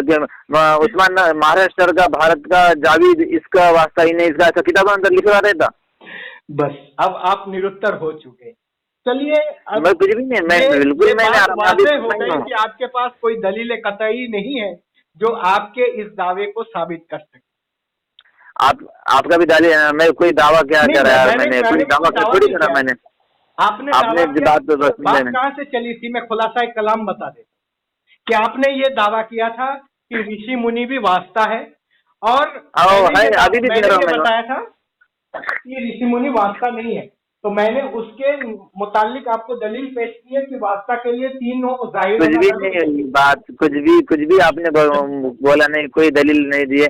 मैं हर बात को आपके तोड़ते रहा, हमने सही बात को तोड़ा। देखिए मैं जानता हूँ, मैं ये सब काम करते आया हूँ बहुत दिनों से, बहुत। मगर आप इसके अंदर जो तो खुश फहमी में मुब्तला है, बस आप खुश फहमी, आप दूसरा कुछ भी नहीं है।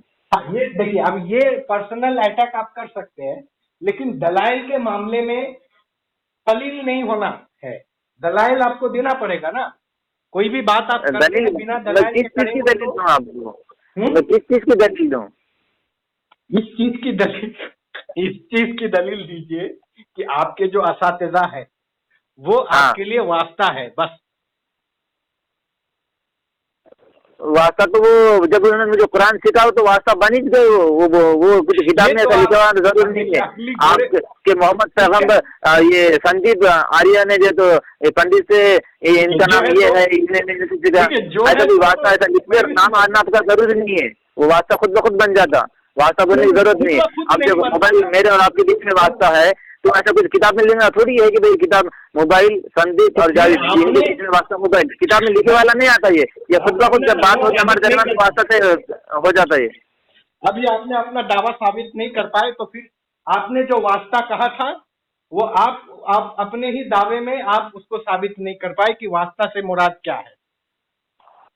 आप इसको साबित नहीं कर पाए और वास्ता नहीं है। चलिए, अब इस मौजू को मैं समझता हूँ आप समझ गए होंगे कि ये मौजू आपने ये दावा किए थे ना, वाजे हो गया जी। नहीं, कुछ भी वाजे नहीं हुआ। आज भी बात के वहीं की वहीं रही कि जेहेतु आप जो वास्ता लेना एक मोहताज होने की दलील है, तो मैंने भी आपको साबित करते हैं आप तक आर्य समाज तक वेद पहुंचने का वास्ता जो है, तो ये बीच में कई लोगों ने आपके को सिखाई।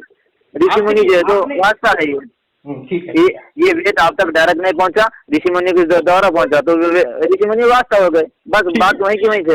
अब देखिए मैं यही कहना चाहता हूँ, ऐसे कलील मुताला करने से बात नहीं बनेगी, आपको जानकारी लेनी होगी। अभी आपने एक दावा किया, दावे को आप साबित नहीं कर पाए कि वास्ता के लिए तीनों का जाहिर होना जरूरी नहीं है, इस बात को आप साबित नहीं कर पाए, तो जाहिर सी बात है फिर आप अपने ही दावे में जो दलील की जो दलील वो आपने भी साबित नहीं कर पाए। क्या मैं साबित नहीं कर पाया? आपका जो दावा है ना तीनों का होना जरूरी है, वो गलत साबित होगा। मैंने आपको गलत साबित करके बताया क्या कि देखो मेरे तक जो है तो तुमने बोला कि तीनों का होना मौजूद होना जरूरी है, मैंने तो गलत साबित करके बताया। जब मैं मोहम्मद पैगंबर जब थे मैं नहीं था उस वक्त में, फिर भी कुरान मेरे को कई वास्तों से पहुंचा, तो ये साबित होगा कि आपका दावा ही गलत होगा, तीनों का मौजूद होना जरूरी है। देखिए, ठंडे हो जाए, थोड़ा शांत हो जाइए, पानी पीजिए। मैं ये झगड़े को प्रमोट नहीं करता हूँ, हम झगड़े नहीं कर रहे भाई, बात हम कर रहे हैं, वो ये नहीं करेगा। देखिए, अगर आप ये मान लीजिए मेरे पास एक बोतल है, इस बोतल में पानी नहीं है, इस दावे को साबित नहीं करना, आपने इस दावे को साबित नहीं कर पाए। आपने कहा इस बोतल में पानी नहीं है, इस दावे को आपने साबित नहीं कर पाई, इससे ये साफ हो जाता है कि इस बोतल में पानी है। मैं तो साबित कर रहा हूँ ना, मैं तो साबित कर रहा हूँ ना, इससे ये साफ हो जाता है कि इस बोतल में पानी है। उसी तरीके से मैंने साबित नहीं कर पाए कि मैंने साबित कर दिया, मैंने साबित कर दिया। कैसे साबित किया? मैं आपको दलील मांगा ना। मोहम्मद पैगंबर जब कुरान मिली उस वक्त मैं नहीं था मौजूद, फिर भी मेरे पास कई वास्तव में पहुंच गया। तो यही इसी का दलील आपका दावा गलत है, तीनों का होना मौजूद हो रहा करके, हालांकि मैं तीसरा मौजूद नहीं था।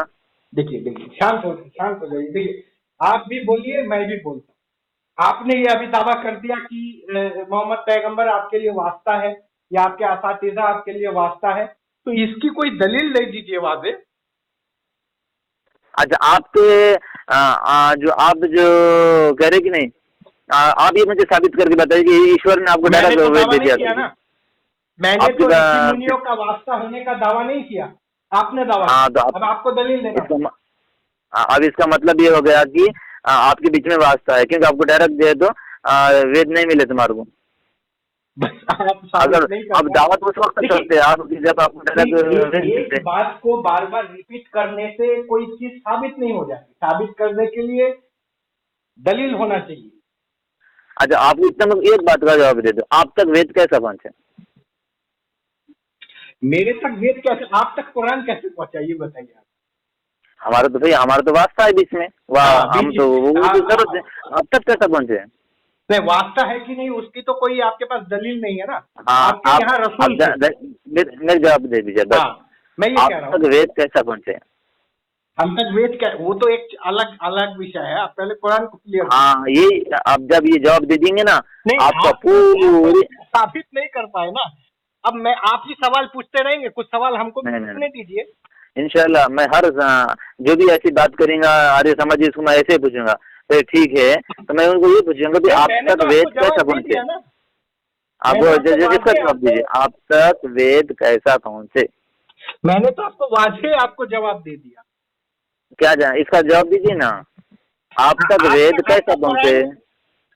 आपका कुरान कैसे पहुंचा?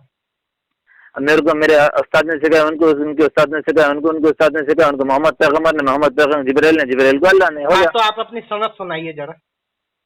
क्या बोले?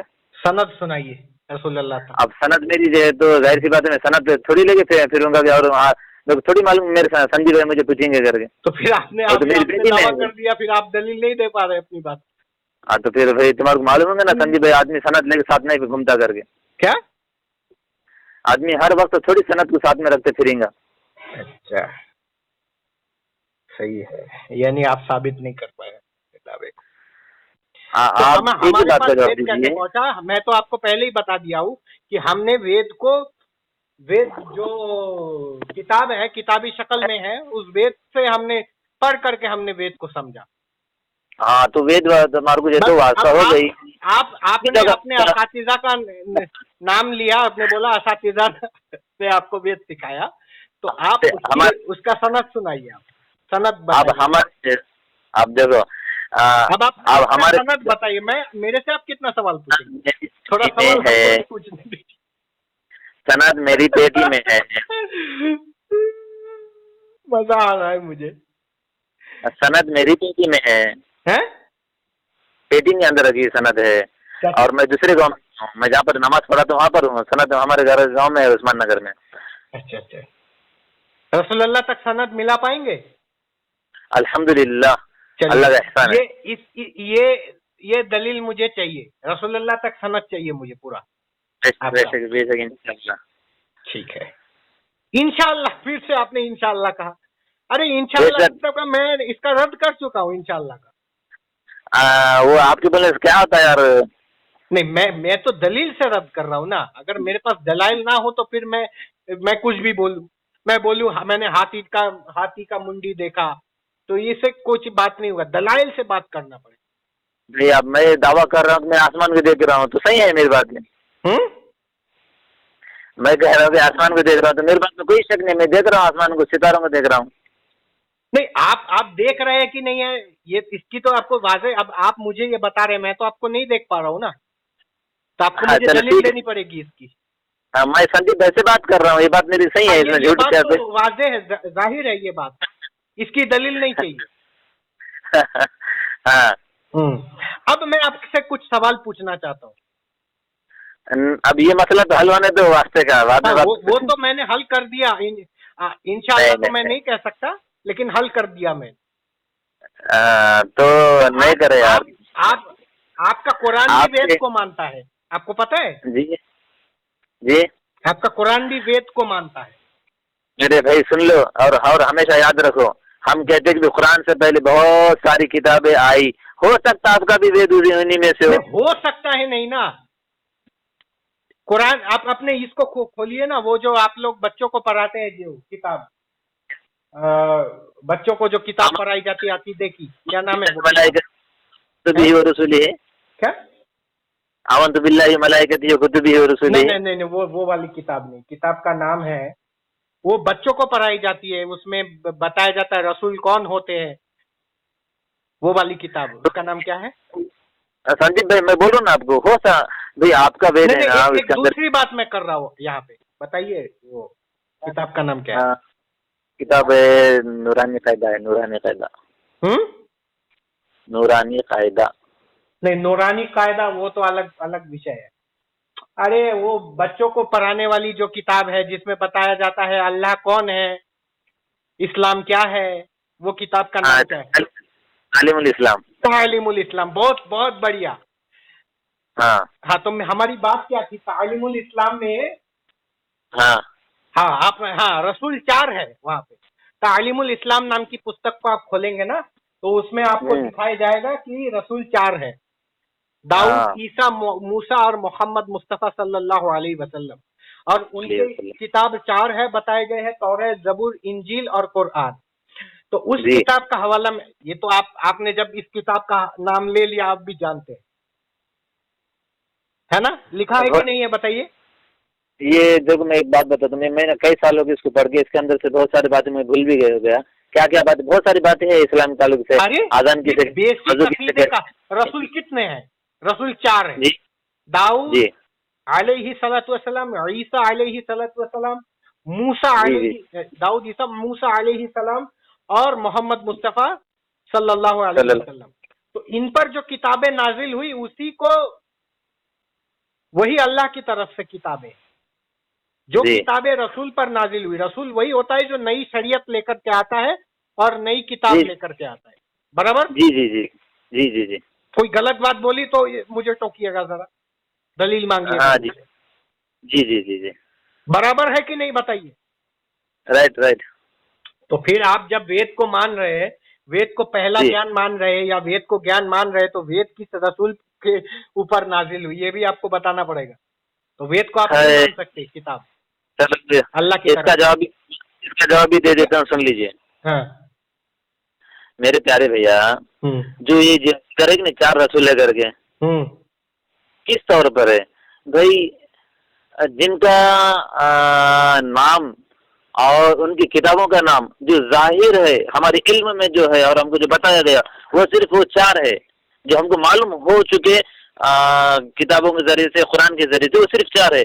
और वो नई, और वो रसूल जो हमारे किताबों में जिनका जिक्र नहीं है, ना अल्लाह के नबी नाम पता, और हो सकते वो जो मालूम हो सकते अलग है और है अलग है ना, उन पर आप ईमान नहीं कह सकते। आप श्री कृष्ण जी को अलैहि सलाम नहीं कह सकते। हाँ नहीं कह सकते, मगर वो नबी हो सकते हैं, लेकिन आप दावा नहीं कर सकते। ये हम इनकार भी नहीं कर सकते कि नहीं हो सकते करके। हमारे को जब इनकार क्यों करे, हमको मालूम ही नहीं है, तो इनकार तो उस वक्त करेंगे जब मालूम होता। देखिए, इनकार इसलिए करना पड़ेगा क्योंकि ईश्वर और अल्लाह एक नहीं है ना, इसलिए दोनों की बात अलग अलग है। देखो हमारे यहाँ पैगंबर को मानने की बात नहीं है, हमारे यहाँ पैगंबर बात नहीं है। हम इसको कुफ्र समझते हैं, शिर्क समझते हैं। हम परमात्मा के नाम के साथ किसी और की आहुति अगर दी जाए तो हमारी नमाज यहाँ पे यानी हमारी नमाज मकरूह हो जाती है। नमाज तो नहीं, खैर मैं आपको समझाने के लिए कर रहा हूँ, हमारी यज्ञ यहाँ पे भंग हो जाता है। आप गलत बात करें, आप जब तक जो है तो वेद को, किताब को नहीं मानते, जब तक आप जो है तो आर्य नहीं हो सकते, वो गलत कह रहे हैं आप। वही तो कह रहा हूँ ना, वेद में किसी राम का, किसी कृष्ण का, किसी ऋषि मुनि के नाम से आहुति नहीं दी जाती। अच्छा एक बात सुनो, वो आग होता है ना, आग में वो कोई चीज डाला नहीं जाता, किसी इंसान के नाम पर डाल देंगे, किसी भी ऋषि मुनि के नाम पर डाल देंगे तो हमारा यज्ञ मकरूह हो जाता है। एक बात सुनो, क्योंकि हम लोग ये कुफ्र शिर्क बर्दाश्त नहीं कर सकते, हम लोग तौहीद परस्त है माशाअल्लाह। अल्हम्दुलिल्लाह, हम भी तौहीद परस्त है। हम अल्लाह, मैं कह रहा हूँ ना, आप लोग तौहीद परस्त इसलिए नहीं है कि अत्तहियातु लिल्लाहि वस्सलावातु वत्तय्यिबात, अस्सलामु अलैका अय्युहन नबिय्यु व रहमतुल्लाहि व बरकातुहू, अस्सलामु अलैना व अला इबादिल्लाहिस सालिहीन। अब शब्द पर ध्यान दीजिए। अशहदु अल्ला इलाहा इल्लल्लाह व अशहदु अन्ना मुहम्मदन मुहम्मदन अब्दुहु व रसूलुहु। ये बोलना पड़ता है कि नहीं? तो इसका क्या मतलब? हाँ, अत्तहियातु लिल्लाहि वस्सलवातु वत्तय्यिबात अस्सलामु अलैका अय्युहन नबिय्यु व रहमतुल्लाहि व बरकातुहू। यानी नमाज में जहाँ, अभी मैं आपको बताता हूँ कि नमाज में जब अल्लाह के तरफ मुखातिब होता है, अल्लाह के तरफ मुखातिब होता है जब, और वो रसूल का नाम भी उस नमाज में लेता है, रसूल का ख्याल भी नमाज में लेता है, तो रसूल का नाम लेने से नमाज में नमाज मकरू नहीं होती। नमाज रसूल का नाम लेने से? हाँ, बताइए। आदमी मुशरिक कब होता?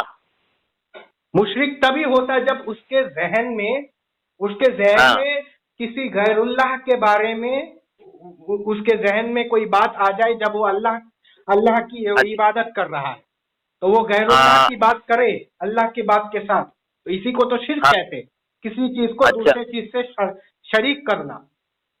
अच्छा अच्छा। हाँ, और इसकी दलील मैं दे देता हूँ, इसकी दलील दे दूं आप ही की किताबों से। सुनो ना, हम मुशरिक उसको मानते हैं जो अल्लाह के साथ जैसे मखलूक की इबादत करता। हाँ, वही तो मैं कह रहा हूँ ना, इबादत खालिस अल्लाह की होनी चाहिए। तो जब आप अल्लाह के बारे में बात कर रहे हैं तो आप रसूल को बीच में क्यों ला रहे हैं वहां पे? इसी को तो शिर्क कहते। हमारे यहाँ इसकी तसव्वुर नहीं है, इसी को हम नहीं। हम इबादत, हम शिर्क उसको कहते हैं जो अल्लाह के साथ रसूल की इबादत करे। हाँ, तो वही तो ये क्या है? ये इसी को तो व्यक्ति पूजा कहा जाता है। तो रसूल के साथ हम अल्लाह के साथ रसूल का इबादत करते, बताओ। रसूल का नाम जुड़ा हुआ है नमाज में। हजरत, आप अगर महेंद्र पाल बोले तो, अगर महेंद्र पाल का नाम ले तो मुशरिक हो जाएंगे आप? बिल्कुल, यज्ञ में किसी और के नाम का आहुति अगर डल जाए तो मुशरिक हो जाएगा। हमारे पास है तो, और इसकी दलील मैं दे देता हूँ आप ही की किताबों से। अगर आपकी बात में मैं दलील दे देता हूँ, दलील का मुतालबा आपने किया।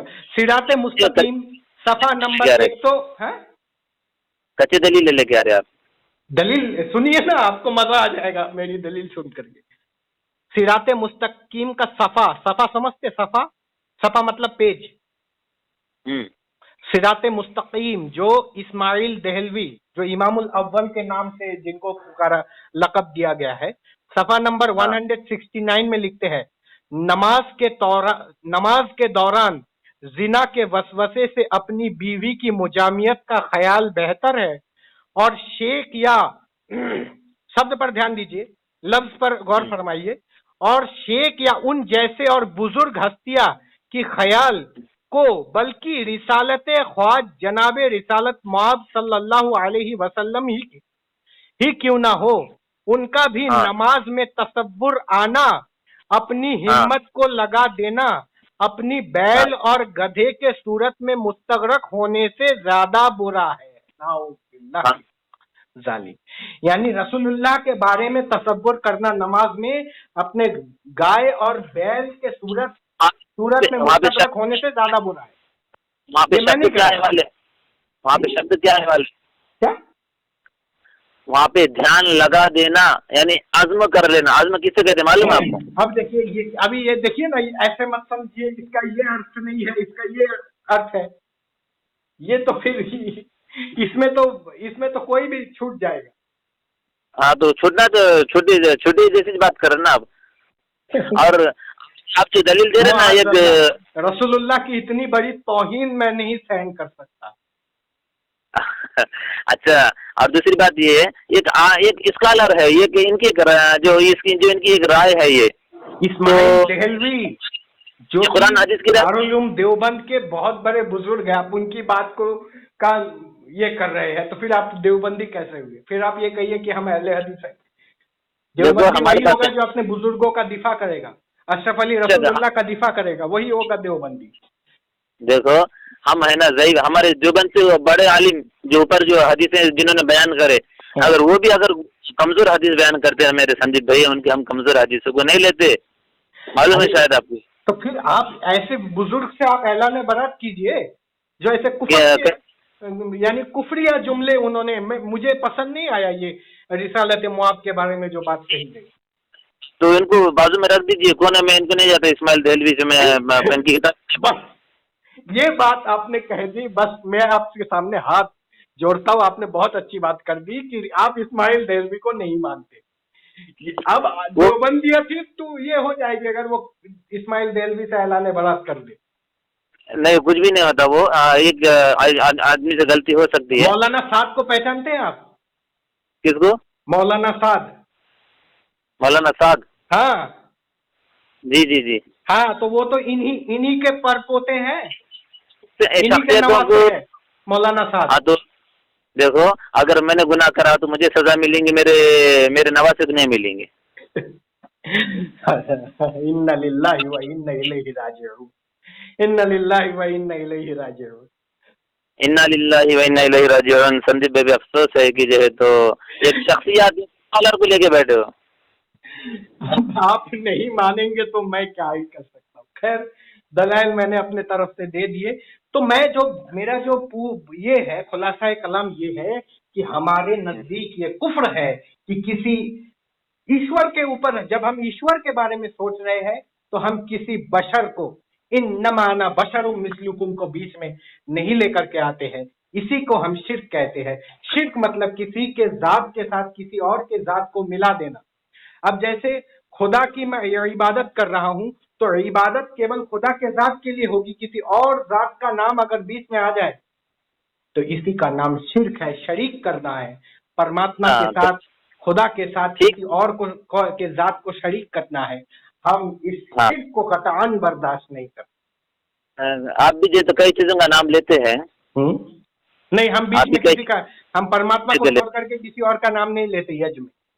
हम कैसा करते इबादत? मेरे को सुनाइए थोड़ा सा, मैं बता दूं आपको कैसे लेते।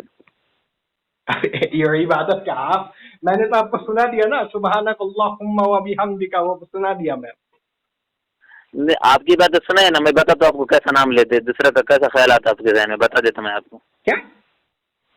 मैं बताता हूँ आपको। तो आप जो है तो जब आप इबादत करते हैं ना आपके ईश्वर की, तो ईश्वर के नाम के साथ दूसरे भी नाम आते हैं आपके शब्द में, मैं साबित करके बताता हूँ। आप पढ़िए तो सही। आप बताइए, कोई आप वो बताइए क्या आप साबित करना चाहते हैं? हाँ, तो आप पढ़िए मंत्र जो पढ़ते आप ईश्वर की इबादत करते हो। वो कैसे पढ़े हम, बताइए। वो तो परमात्मा के सामने पढ़ना चाहिए उसको। तो उसको दूसरे के सामने नहीं पढ़ा जाता है। क्या पढ़ते परमात्मा के सामने? आपको मैं भेज दूंगा। हाँ, तो मेरे भाई अभी मैं व्हाट्सएप नंबर तो भेजेंगे? हाँ हाँ हाँ, बिल्कुल भेजेंगे। और आप अगर इससे मुतासिर नहीं हो ना, हम लोग क्या कहते हैं, तो फिर फिर आपका जूता और मेरा सर। सुन रहे कि नहीं है? आपका भाई, आपका मतलब ये है क्या नहीं, किसी शख्स का नाम ले लेना सिर्फ, उसकी इबादत में खाली नाम। शख्सियत परस्ती है ना, शख्सियत परस्ती किसको कहा जाता है बताइए? आप जो है तो अगर दयानंद सरस्वती का अगर जिंदगी में कभी नाम लेते तो सर शख्सियत परस्ती हो गई वो? नहीं, हम जिंदगी में, मैं तो बात यही कर रहा हूँ ना, जब उनकी बात होगी, उनका मर्तबा का बात होगा। आप देखिए, आप ये रसूलुल्लाह के नाम पर नात पढ़िए, हमें कोई एतराज नहीं है, लेकिन इसमें क्यों पढ़ रहे हैं, नमाज में क्यों पढ़ रहे हैं? नमाज जो खालिस अल्लाह के लिए है, उसमें आप रसूलुल्लाह को बीच में डाल रहे हैं, तो ये हमारे लिए इसको शिर्क कुफ्र मानते हैं। उनके लिए दुआ कर रहे हैं, नमाज दुआ भी है, समझे कि नहीं? नमाज अल्लाह की इबादत है। देखो, मुस्तकीम, सलाम को सीधा रास्ता, ये दुआ भी है नमाज, ये आपकी गलत फहमी है। नमाज को, उस पर मेरा एतराज नहीं है ना, दुआ है, मैं तो बहुत अच्छा है, इहदिना सिरातल मुस्तकीम, बहुत अच्छी बात है। हाँ, तो हम है ना, हम दुआ कर रहे हैं मोहम्मद पैगंबर के लिए, अस्सलाम अलैका या नबी मोहम्मद सल्लल्लाहु अलैहि वसल्लम, अल्लाह का आप पर सलाम हो, दुआ कर रहे हैं उनके लिए। अब देखिए, अभी इसका मैं आपको रद्द करता हूँ। देखिए, अच्छा ठीक है, आप ये बताइए, अगर आपके शागिर्द आपके लिए ये कहे, आपके शागिर्द है ना जी, तो आपके शागिर्द अगर ये कहे कि मेरे उस्ताद को इल्म दो, हाँ, तो ये उस्ताद की तौहीनी हुई कि नहीं हुई? ये इल्म की दुआ नहीं कर रहे हैं वहाँ पर, ये सलामती अलग चीज है। मैंने कुछ नहीं कहा, मैं तो अभी सलामती तक आया नहीं ना, आप इसका पहले जवाब दीजिए। बहुत अच्छी दुआ किया उन्होंने, क्योंकि इल्म तो बहुत तरीके से, मैं तो आमीन कहूँगा मेरे शागिर्द। वही तो मैं कह रहा हूँ ना कि आपको कैसा लगेगा कि भाई मैं आलिम हूँ, मैं अपने लिए, ये बंदा ये दुआ नहीं कर रहा है, वो रोज आपके लिए दुआ कर रहा है कि मेरे उस्ताद को इल्म दो। तो भाई जब मेरा उस्ताद इल्म वाला नहीं है तो फिर इल्म हासिल करने क्यों गया है वहाँ पे, सवाल होगा। अच्छा, हाँ, किसे दुआ कर रहा है? अल्लाह से दुआ कर रहा है ना? अल्लाह से दुआ कर रहा है मेरे उस्ताद को इल्म दो। अबे जाहिल, तू इल्म वाला नहीं है। एक सेकंड, मैं खत्म कर देता हूँ। है जो मुझे मालूम नहीं है, अल्लाह मुझे दे देंगे उसकी दुआ से। नहीं, मैं ये नहीं कह रहा हूँ, ये तर्क संगत है क्या? ये मंतिक से, ये दिमाग से तस्लीम करने वाली बात है कि एक शागिर्द अपने लिए दुआ नहीं मांग रहा है, वो अपने उस्ताद के लिए दुआ मांग रहा है। जो आलिम है, उस सब्जेक्ट का या उस विषय का वो माहिर है, उस विषय के लिए वो बोल रहा है कि मेरे उस्ताद को इस विषय में इल्म दे दे। हाँ, मेरा अगर शागिर्द दूसरे विषय के बारे में अगर दुआ कर रहा हो तो नहीं, उसी विषय पर दूसरे विषय पर, जिस विषय पर आप अपने शागिर्दों को पढ़ा रहे हैं, उसी विषय पर आपके शागिर्द ये कह रहे हैं कि ए अल्लाह, मेरे उस्ताद को इस विषय पर इल्म अता फरमा। अगर मेरे शागिर्द उस विषय पर बात कर रहे हैं जो विषय मेरे अंदर नहीं, बातों को घुमा रहे, जो बात चुटकी में हल होने वाली है उसको आप फिर इधर उधर लेकर जा रहे। ये तो सीधी बात है ना कि उस्ताद की ये हैसियत ही नहीं है, उस्ताद की ये हैसियत ही नहीं है कि वो है कि नहीं। आप जो बोल रहे हो सुन लो, मुझे पकड़ने के लिए आप तो उसी विषय की बात कर रहे हो जो मुझे विषय मेरे इल्म में है। तो मैं कहूँगा हो सकता है मेरा शागिर्द दूसरे विषय के लिए नहीं पकड़ा हुआ है, आपको सिर्फ बता रहा हूँ। नहीं पकड़न दूंगा इंशाल्लाह। पकड़ा हुआ है, वो तो पकड़ा हुआ ही है। अब आपको बता रहा हूँ, आपके सामने मैं आपकी इस्लाह करने के लिए बता रहा हूँ। नहीं, आपकी खुशफहमी हो सकती है अगर मुझे पकड़ दे। मैं तुम्हारे साथ, मैं हर साल का जवाब दे रहा हूँ, मैं टिके हुआ हूँ। वो तो अब मैं आपको बताता हूँ। तो उसी प्रकार जो इंसान बख्शा हुआ नहीं है, जिसकी जन्नत की गारंटी वो खुद नहीं दे सकता, वो उस इंसान की मगफिरत के लिए दुआ कर रहा है जो खुद जन्नती है। इससे बड़ा मूर्खता क्या होगी बताइए? जो खुद जन्नती है उसकी मगफिरत की दुआ की जा रही है, जो इंसान जिसके जन्नत में जाने का कोई गारंटी ही वो खुद नहीं दे पाएगा। तो क्या की दुआ कर रहे? फिर बोलो आप, फिर दराबाद को क्या की दुआ कर रहे हैं? मैं ये कह रहा हूँ, ध्यान से सुनिए, सुनने का मादा आपको रखना पड़ेगा। मैं ये कह रहा हूँ कि जो इंसान ये खुद नहीं जानता कि मैं जन्नत में जाऊंगा कि नहीं, जो इंसान इस बात की गवाही नहीं दे सकता कि मैं जन्नती हूँ कि नहीं हूँ, वो उस इंसान के लिए मगफिरत की दुआ कर रहा है, उस इंसान को लिए रहमत की दुआ कर रहा है, जो खुद, जिसको अल्लाह ने जन्नत जाने की ये गवाही दी है, जन्नत जाने की उसके लिए शहादत की है, उसके लिए वो दुआ कर रहा है जिसके जन्नत की गारंटी नहीं है। जो खुद जन्नत जाएगा कि नहीं जाएगा, वो उस शख्स के लिए दुआ कर रहा है जो जन्नती है, पहले से ही जन्नती है, उस शख्स के लिए मगफिरत की दुआ कर रहा है। तो ये तो यानी एकदम एक गैर मंतिकी बात है। गैर मंतिकी बात नहीं है वो, आप एक तरफी बात कर रहे हैं। आपके लिए नहीं है ये तो जी। हमारे नबी सल्लल्लाहु अलैहि वसल्लम पे जब दुरूद पढ़ा जाता, फरिश्ते खुद हमारे नबी तक दुरूद शरीफ पहुंचाते, और अल्लाह के नबी सल्लल्लाहु अलैहि वसल्लम ने फरमाया जो मुझको जितना दुरूद शरीफ पढ़ेगा यानी क़यामत दिन वो सिफारिश करेंगे, अल्लाह हमारे नबी को सिफारिश का मौका देंगे गुनहगारों की। तो इसलिए दुआ कर रहा हूँ, हो सकता है मैं गुनहगार तो हूँ, हो सकता है मैं मेरे नबी में दुरूद शरीफ पढ़ूंगा और अल्लाह के पास सिफारिश करे वो। अच्छा, कहाँ लिखा है अल्लाह के रसूल सिफारिश नहीं कर सकते? कर सकते, बेशक करिए, वाज़ेह है। आपके पास कोई दलील है? मैं दूंगा कि वो सिफारिश नहीं कर सकते। हाँ, बेशक करेंगे, अल्लाह की इजाजत से करेंगे, अल्लाह की इजाजत के बगैर कोई भी सिफारिश नहीं करेंगे। अच्छा, जैसा कि आयतुल कुर्सी है कि इल्ला बिइज़्नी, कि कौन है उसके सामने सिफारिश करने वाला, इल्ला बिइज़्नी, मगर उसकी इजाजत से। इजाजत से होंगी सिफारिश हो, बगैर। वो आयत फरमाइए जरा। आयतुल कुर्सी अल्लाहु ला इलाहा इल्ला हुवल हय्युल क़य्यूम ला ताख़ुज़ुहु सिनतुन वला नौम लहू मा फ़िस समावाति व मा फ़िल अर्ज़ मन ज़ल्लज़ी यशफ़अु, कौन है जो यशफ़अउ इंदहु इल्ला बिइज़्नी। हाँ ये उसकी इसकी आयत नंबर बताइए जरा, सूरा कहाँ का है? सूरा बकर का है ना? फिर बकर की आयत है। ये इसका नाम है, ये तो क्या नाम है, सूरा बकर नहीं, क्या नाम है, अल्लाहु ला इलाहा इल्ला हुवल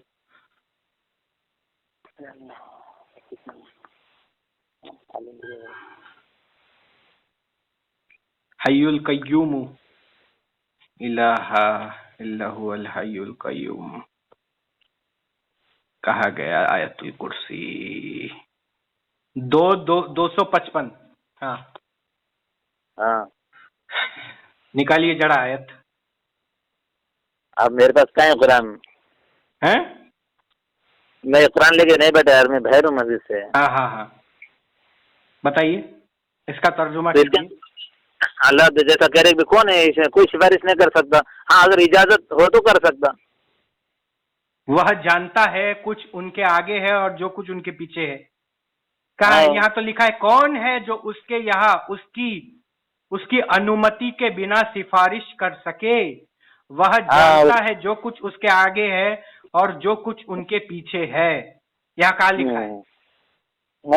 मैं ये कह रहा हूँ इसके अंदर इसे साबित कर रहा हूँ। देखो अल्लाह की इजाजत जहाँ पे है कि नहीं, कोई सिफारिश नहीं करेंगे अल्लाह के पास, तो बेशक कोई भी नहीं करेगा, मगर यानी इजाजत के बगैर नहीं कर सकता कोई। ये तो बात मैं आपकी मानता हूँ, ये कहना चाह रहा हूँ मैं। हाँ तो रसूल सिफारिश करेंगे, ये तो एक मतलब ये तो इसकी तो दावे पर दलील साबित नहीं हुई। इसलिए नहीं हुई कि एक हदीस मेरे पास है कि हजरत फातिमा ज़ुहरा रजी अल्लाह अन्हा रसूलुल्लाह सल्लल्लाहु अलैहि वसल्लम के सामने आई तो बोला कयामत के दिन मुझसे सवाल मत पूछना, मैं तुमको बचाऊंगा नहीं। हाँ ये एक हदीस है। अच्छा इसकी हदीस की मैं दलील दे देता हूं।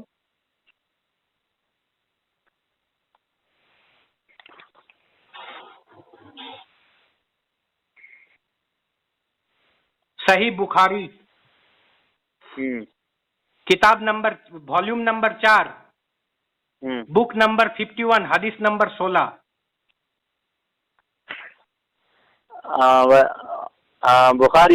बुखारी सही बुखारी खोलिए, जिल्द 4 खोलिए। सही बुखारी 2753। हाँ कि ओ फातिमा बिनते मोहम्मद, मेरे माल में से तुम्हें जो चाहिए लेकर के जाओ, लेकिन कयामत के दिन मैं तुम्हें अल्लाह के आजाब से नहीं बचा सकता। खोलिए खोलिए खोलिए, सही बुखारी 2753। जी मान रहा मैं आपकी बात हूँ। मेरी बात को क्यों मानेंगे आप? हदीस खोलिए ना, तभी तो आपको पता चल जाएगा। हाँ है ये, हाँ ये है। कहाँ है? पढ़िए। आप हदीस नहीं पढ़ेंगे तो मुझे तसल्ली नहीं होगी, फिर आपको लगेगा मैं झूठ बोल रहा हूँ। मैं हदीस सुनी है, इसको पूरी तशरीह भी देखना पड़ेगी। भाई ये हदीस ये बोल रही भाई वो मैं आपको नहीं बचा सकता अल्लाह के पास। ये आपने सुनी है हदीस? तब तो फिर हाँ जी। तो बताइए। अब रसूलुल्लाह खुद कह रहे हैं मैं सिफारिश नहीं करूंगा। हाँ तो उसके दोनों के अंदर फिर क्या है, इसका उलमा का ये भी देखना पड़ेगा बयान। अब यही तो अहले हदीस उलेमा, यही तो बरेलवियों को दिखा दिखा कर उन पर काफिरों पर का फतवा लगाते हैं। लगाते हैं जो बरेली तौसीफुर रहमान को पहचानते हैं? तो तौसीफुर रहमान घूंघट पहनता है वो शख्सियत छोड़ जाना। शख्सियत के ऊपर क्या बात करते हैं संदीप? अपने कुरान है, हदीस है, तुम्हारे सामने वेद है, उसके ऊपर बात करने की। हाँ वही तो मैं आपको एक मिसाल बता रहा हूँ। वो कहता है, वो ये हदीस बयान करता है। सही बात है ना भाई। अब ये यानी मतलब यानी ये इसको डराना है कि भाई तुम बेअमल नहीं हो जाना, इस उम्मत भी नहीं बैठना मेरे जाए तो। हाँ। तो रसूलुल्लाह अगर अपनी जो उनकी जो बेटी है, अगर उनको वो बचा सकते थे तो जी। वो बोल देते मैं तुमको बचा लूंगा, लेकिन उन्होंने कहा मैं नहीं बचा सकता, अल्लाह हाँ के तो भाई अज़ाब से आपको नहीं बचा सकता। देखो, अगर वो हर उम्मत की गारंटी ले ले, मैं हर उसको बचा लूंगा, तो फिर बुरा नहीं लगता। हदीस आने के बाद भी आप फिर उस पर नहीं नहीं, मैं बिल्कुल मैं इसी तशरीह देखूंगा। मैं इतनी जल्दी जो है तो थोड़ी बात कहूंगा भाई, इसके ऊपर उलमा क्या बयान दे रहे, क्या है क्या नहीं, वो भी सब देखना पड़ेगा ना। इसी का नाम तो तकलीद है। आप भी तकलीद करते रहे कि उसमें कौन सी बड़ी बात होगी, आप अपने उस्ताद की तकलीद करते, उसमें कौन सी बड़ी बात है। हाँ, हम तो दलाइल से तकलीद करते हैं, आप दलाइल दीजिए, दलाइल से तो किसी की बात को भी तकलीद की जा सकती है, ऐसे नहीं, दलाइल आप देंगे तो आपकी भी तकलीद होगी, यानी तो आपकी वो भी मैं बात का सम्मान किया जाएगा दलाइल से। ये अगर आप बात है, देंगे ये बात है, तो फिर क्यों कह रहे आप, इसी का नाम तो तकलीद है। हम तकलीद करते, जिसके बाद दलील देते उन्हें समझाते, उनकी बातों को मानते, उसमें कौन सी बात हुई। हाँ, लेकिन बिना दलील के आप मानते हैं ना, रफुलिदैन की कोई दलील, रफुलिदैन ना करने की कोई दलील नहीं है आपके पास। वो हमारे मसलक का मसला है, आप उसको उसमें पढ़िए, वो हम निमट लेंगे, हमारा मसला है, वो हमारे घर का मसला है वो। वही तो मसला तो हमारा भी है, लेकिन जो सवाल मैंने पूछा उसका तो आपको जवाब देना पड़ेगा ना। आपका नहीं है जी। क्योंकि देखिए, आप जब दूसरे के अकीदे में सवाल करते हैं कि भाई ये सामने वाला प्रणाम क्यों करता है, इसमें गलत है, अब्दुल्ला सलीम चतुर्वेदी है, तो आप जब आपको दलाइल देना पड़ेगा ना, आप जो भी अमल कर रहे हैं आपको दलील देना पड़ेगा, आपको सामने वाले को कायल करना पड़ेगा। तो दोनों क्या कहते मुझे नहीं मालूम, लेकिन इतनी बात है कि मैं किसी के मूर्ति को इसको नाम नहीं, मतलब नहीं उनको बुरा नहीं कहता मैं, क्योंकि सूर्य नाम के अंदर अल्लाह ने मना करा कि भाई तुम किसी के जो तो बुतों को बुरा मत कहो। वो अपने जहालत, उसको मैं जानता हूँ, उसमें उसको वो मनसूख हो गई है वो आयत। हाँ वो मनसूख आयत है, वो मक्की आयत है। जब रसूलुल्लाह जब इसमें थे, माइनॉरिटी में थे, वो तब की आयत है। वो मुझे नहीं मालूम कि हमारे आयत नंबर 5 ने लगभग 70 से 80 आयतों को मनसूख कर दिया। सूरह तौबा आयत नंबर 5, उसकी तफसील खोलिए, मिल जाएगा आपको। हाँ वो इसमें वो मुझे मुझे मालूम है कि भाई उसमें जो है तो बुतों को, किसी बुतों को बुरा बोलने से मना किया गया। बुत कहा है वहाँ पे, और जो भी माबूद जिसकी वो इबादत करते हो, वो वही ना, वाला क्या तसब्बुल्लज़ी यदऊना, क्या नाम है, मिन दूनिल्लाहि, वो वाली है। हाँ जी, पढ़िए जरा। इसलिए ये गलत बात है कि भाई किसी को जो है तो माबूदों का नाम रखना, क्या फायदा नाम रखे भाई, हक बात है वो पहुंचा तो मान लेगा तो ठीक, उसका भला हो जाएगा। लेकिन अगर मैं ये दिखाऊं कि एक सहाबा थे, उन्होंने एक गाली दिया था, तो आप मान जाएंगे? हो सकता है गुस्से में गाली दे देंगे, इंसान को गुस्सा आ जाता तो वो गुस्से में थोड़ी अकेले होती। हाँ, वो हदीस आप निकालिए जरा।